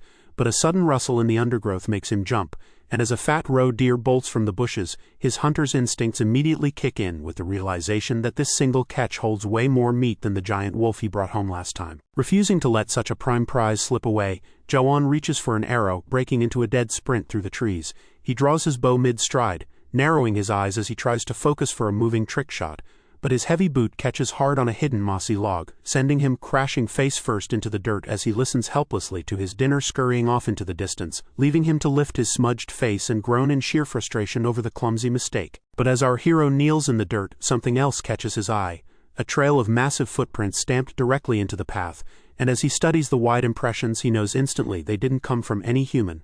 Brushing the disturbed earth, a chilling realization hits him that the tracks are incredibly fresh. So he grips his bow and follows the trail deeper into the woods, completely unaware of the horror already in motion. Meanwhile, Gus limps heavily through the trees, panting from exhaustion and throwing an anxious glance over his shoulder, knowing a pack of mountain goblins is hot on his heels, drawn by the irresistible scent he's carrying. The old ranger pulls out a small pouch of musk deer powder, fully aware the aroma will drive the monsters wild, so he hurls the contents straight into the air, letting the wind carry the bait back to his pursuers. Deep in the trees, a goblin pauses to sniff the strange dust drifting through the air, and the second the powder hits its lungs, its eyes snap open with a bloodthirsty red glare, driving the horde into an absolute frenzy and sending a tidal wave of monsters tearing through the dark woods as Gus sprints ahead, urgently guiding the pack right down his trail. Meanwhile, our hero is quietly following a strange set of tracks on his own path, but a sudden sickening wave of anxiety washes over him, making his heart pound against his ribs. Trying to shake the dread, he scrambles up a rocky incline to get a better vantage point, only to look down from the ledge and freeze in pure shock, seeing the dirt below completely churned up by hundreds of fresh footprints that prove a massive army just marched straight through. Pure horror washes over our guy's face as the sickening reality clicks into place, and he breaks into a frantic, desperate sprint, knowing exactly where those heavily trodden tracks are heading. Straight for his cabin, right toward Lizzie and Dorothy. Tearing through the trees, he begs whatever god might be listening not to snatch his new family away, his heart shattering at the mere thought of losing the only happiness he's ever known. While elsewhere in the forest, a terrified young hunter is already begging for his life as the monster horde closes in. Blissfully unaware of the approaching danger, Dorothy sits back at the cabin holding Oz, promising the little rabbit they can eat their stew as soon as Jawan gets back, playfully scolding the horned beast for being impatient and poking him in her apron pocket with a warning that he'll be in big trouble if he tries to sneak a bite first. She happily shows off her brand new fit, completely thrilled with the custom pocket Lizzie stitched just for her little buddy, and eager to see her dad. She hops up and runs out the open door to wait for him outside as Lizzie calls after her, reminding her to be careful and to remember exactly what Jawan taught her. Skipping through the grassy yard, Dorothy chatters away to her stuffed toy about how much Jawan loves her greetings, looking down at Oz, absolutely determined not to miss her chance to welcome her dad home, and when heavy thuds suddenly echo from the wooden gate, she excitedly assumes he's already back. She reaches out and places her small hand on the latch to throw it open, but stops dead in her tracks as a sudden thought freezes her in place. She remembers it clearly. Jawan had strictly warned her to always make sure it was him before opening the door. Justifying her momentary lapse to herself, she tiptoes back up to the heavy door and peeks through the narrow gaps in the slats, fully expecting to see her father's face lowered to her eye level, but instead, a horrifying grayish-green goblin face stares right back at her, The little girl trembles in utter terror as the reality sets in that the monster outside is definitely not her dad, and the beast just taunts her through the cracks, its glowing red eyes locked dead onto its prey. The creature shoves its long clawed hands right through the gaps, reaching within inches of her face as it lets out a twisted giggle, leaving a cornered and helpless Dorothy completely frozen with her feet refusing to move, while tears well up in her eyes, reflecting the horrific grinning monster about to grab her. A desperate scream echoes through the forest, and Joan sprints toward the sound, arriving at the edge of his property to find a goblin standing at his gate. The moment he sees the monster peering through the fence at his terrified daughter, his blood runs cold, and he launches himself forward in a blind panic, leaping high into the air and roaring at the creature to get away from his door, before descending on the surprised beast with his eyes flaring a furious blue. With a brutal impact, he crushes the monster into the ground, splattering its blood across the dirt, and panting heavily, our hero stands over the twitching corpse as it lets out a weak screech. Ignoring the dying beast, Joan rushes to the wooden gate where a tearful Dorothy peers through the slats, crying out in relief at the sight of her dad. A profound wave of relief washes over our guy as he sees she's unharmed, and he turns his back to the forest to reassure her that everything is going to be fine. But a sudden noise behind him makes him snap his head around, only to spot a massive horde of green-skinned monsters with glowing red eyes charging straight for his home. Without a single word, he unslings his bow and lets his quiver drop into the grass. Our boy readies his axe, ripping a brutal practice swing through the air, and steps past the mangled body of the first monster, resolving to hold the line no matter how many there are, his eyes darkening with cold bloodlust as he silently vows to slaughter every single one of them.